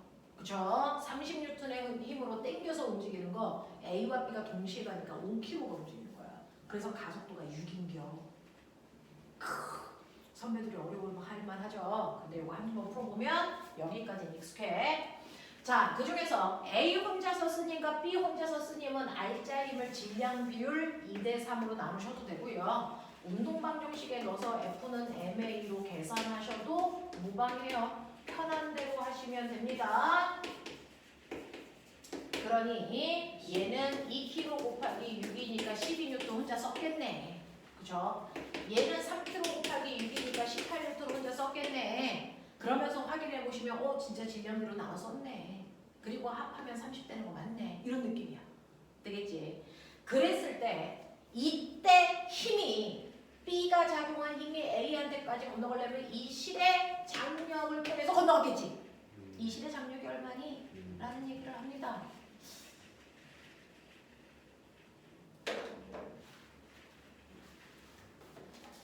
뒤로 당겨 라고 하면 멈춰! 지금 준혁이가 무슨 짓을 했는지 봐. 내가 넘겨 그랬지. 네 거 빼고 넘겨 이런 얘기 안 했는데 지 거 빼고 넘기고 있어요. 그죠? 모든 물체는 힘을 주면 일단 지 거 밑장 빼고 넘기는데 이게 작용 반작용이에요. 봐. 여기서 힘을 직접 받은 게 A야 B야? 누구의 힘으로 움직였어? B. 그럼 B는 30 중에서 지가 필요한 힘 먼저 밑장 빼고 넘겨주는 거야. 30 중에서 지 거 얼마 필요해? 그러면 그거 빼고 넘겨주니까 여기 얼마 걸리겠냐? 그렇죠. 그래서 그 12N의 힘을 누가 받았니? A. 그러니까 A가 받은 R자 힘이 얼마니? 12. 이게 장력이다. 작용 반작용의 힘은 무조건 내 거 먼저 밑장 빼고 넘기는 거야. 너네 마음이나 물체의 마음이나 똑같아. 일단 내 거 먼저 챙겨. 알겠냐? 이 얘기야. 그래서 이 실에 걸려있는 장력은 12N입니다. 라는 얘기를 해야 돼요. 이해돼? 하겠지? 모든 물체의 마음은 다 똑같아. 너네와 같은 마음이야. 되겠죠? 오늘 마지막 레벨 4. 얼마나 어려운지 봐 이제. B가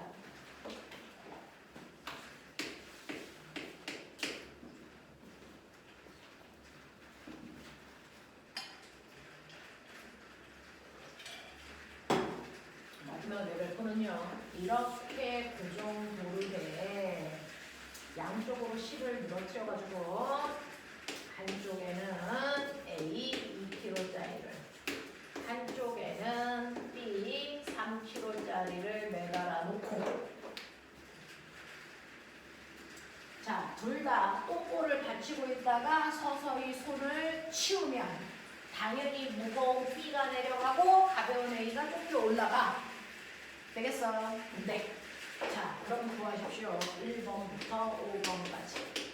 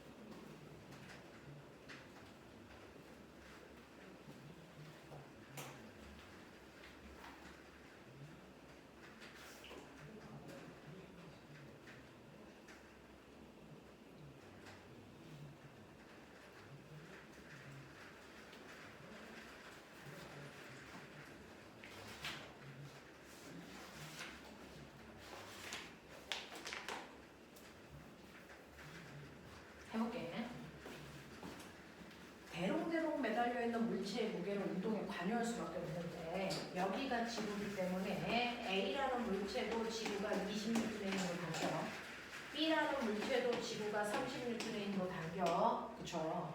근데 문제는 여기서부터 발생합니다. 그러면 얘네들이 움직일 때 쓰는 알짜이는 몇 뉴턴일까요? 16.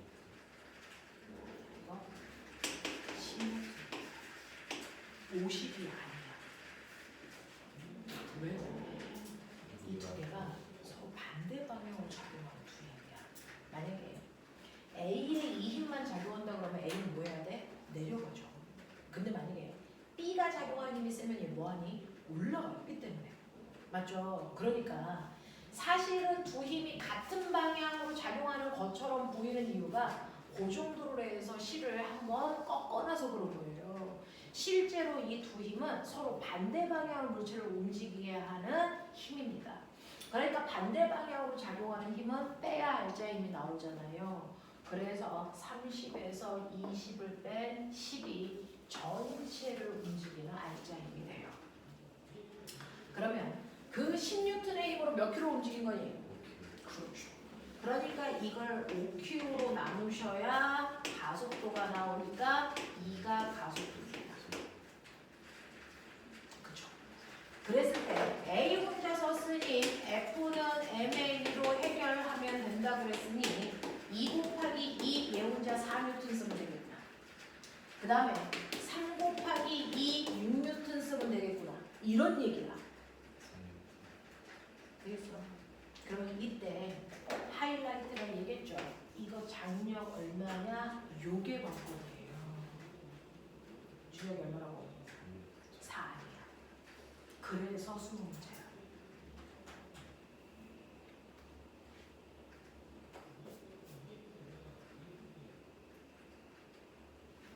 얼마일까? 24. 얼마? 24. 24? 얼마냐? 얼마? 15? 얼마냐? 너는? 10? 이제 다양하죠. 자, 보세요. 선생님이 물리는 예외가 없다. 원칙대로 간다. 자, 이때 이 운동을 지배하는 진짜 힘은 됐어. 누구한테서 나온 거야? B한테서 나온 거야. 10N, 그죠? 그럼 B를 볼게요. B가 운동할 때 작용하는 B의 실제로 작용하는 힘 몇 개? 2개입니다. 지구가 잡아당기는 중력 30에 그래서 10이 너 일로 와! 라고 해서 10이 잡아당기는 장력 이 두 개가 동시에 작용해요. 근데 이 두 힘이 어느 방향으로 작용하니? 반대 방향으로 작용하는데 그 중에서 B는 어디로 가니? 아래로 내려가. 그럼 누가 더 힘이 세다는 얘기야? 중력이 더 세서 큰 힘에서 작은 힘을 빼면 그게 바로 B가 받은 알자 힘이 된 거야. 이해돼? B가 받은 알자 힘이 얼마라고? 6이라고. 그러니까 여기에서 이 힘이 6이 돼야 되니까 장력이 얼마여야 되니? 24N이 되는 거야. 그럼 오, 이 장력이 24네? 네, 24N이 장력이에요. 근데 그만 잘 봐. 20이 몇 가닥이냐? 한 가닥이야.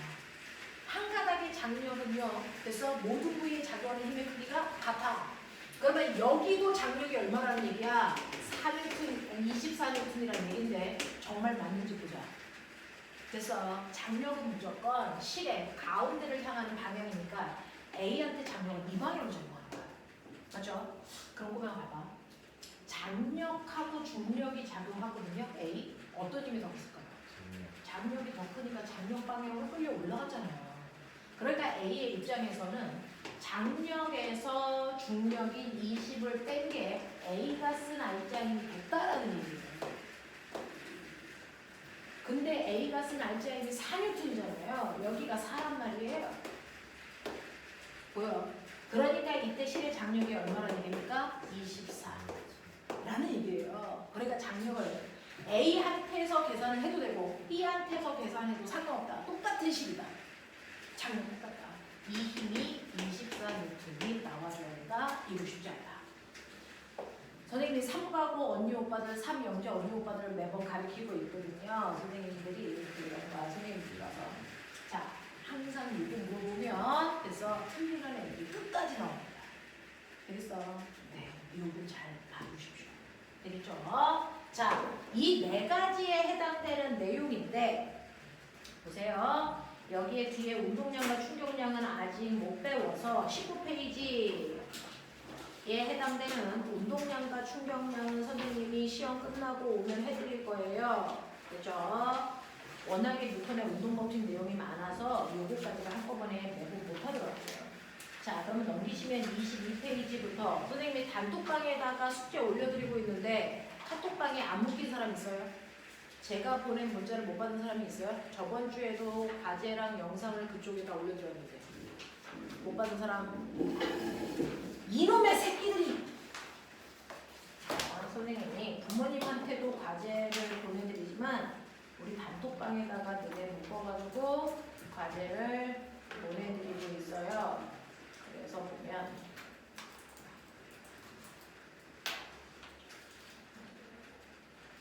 우리 방에 4명 다 있는 걸로 저는 되어 있고요.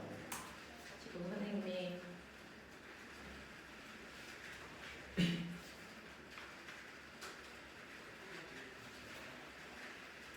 우리하고 인터넷 속도가 미침이 잘 안 잡히는 것 같아요.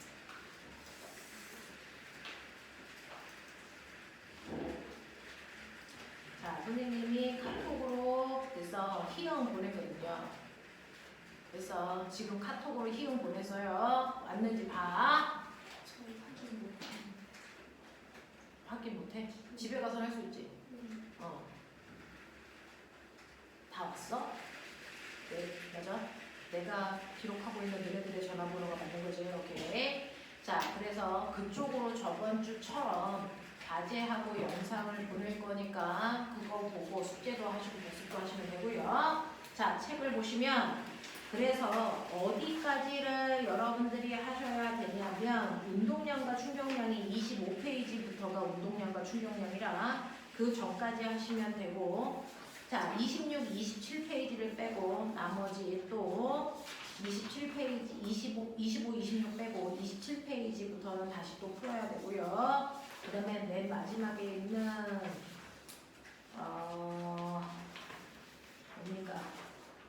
넘어오시면 30페이지에 69번부터는 안 푸는 거고요. 이제 이렇습니다. 그래서 중간중간에 이런 문제들, 흔히 운동량, 충격량과 관련된 문제는 이번 주에는 안 하시면 됩니다. 자, 근데 지금 꼬매나 우리요 한 2, 3분만 선생님 시간 줄게요. 자, 28페이지 와봐. 28페이지에 딱 오면 레벨 1이 보여. 레벨 1이 보여. 그래서 62번. 그 다음에 레벨 2 63번. 보이지? 62, 63. 요것만 하고 끝낼게요.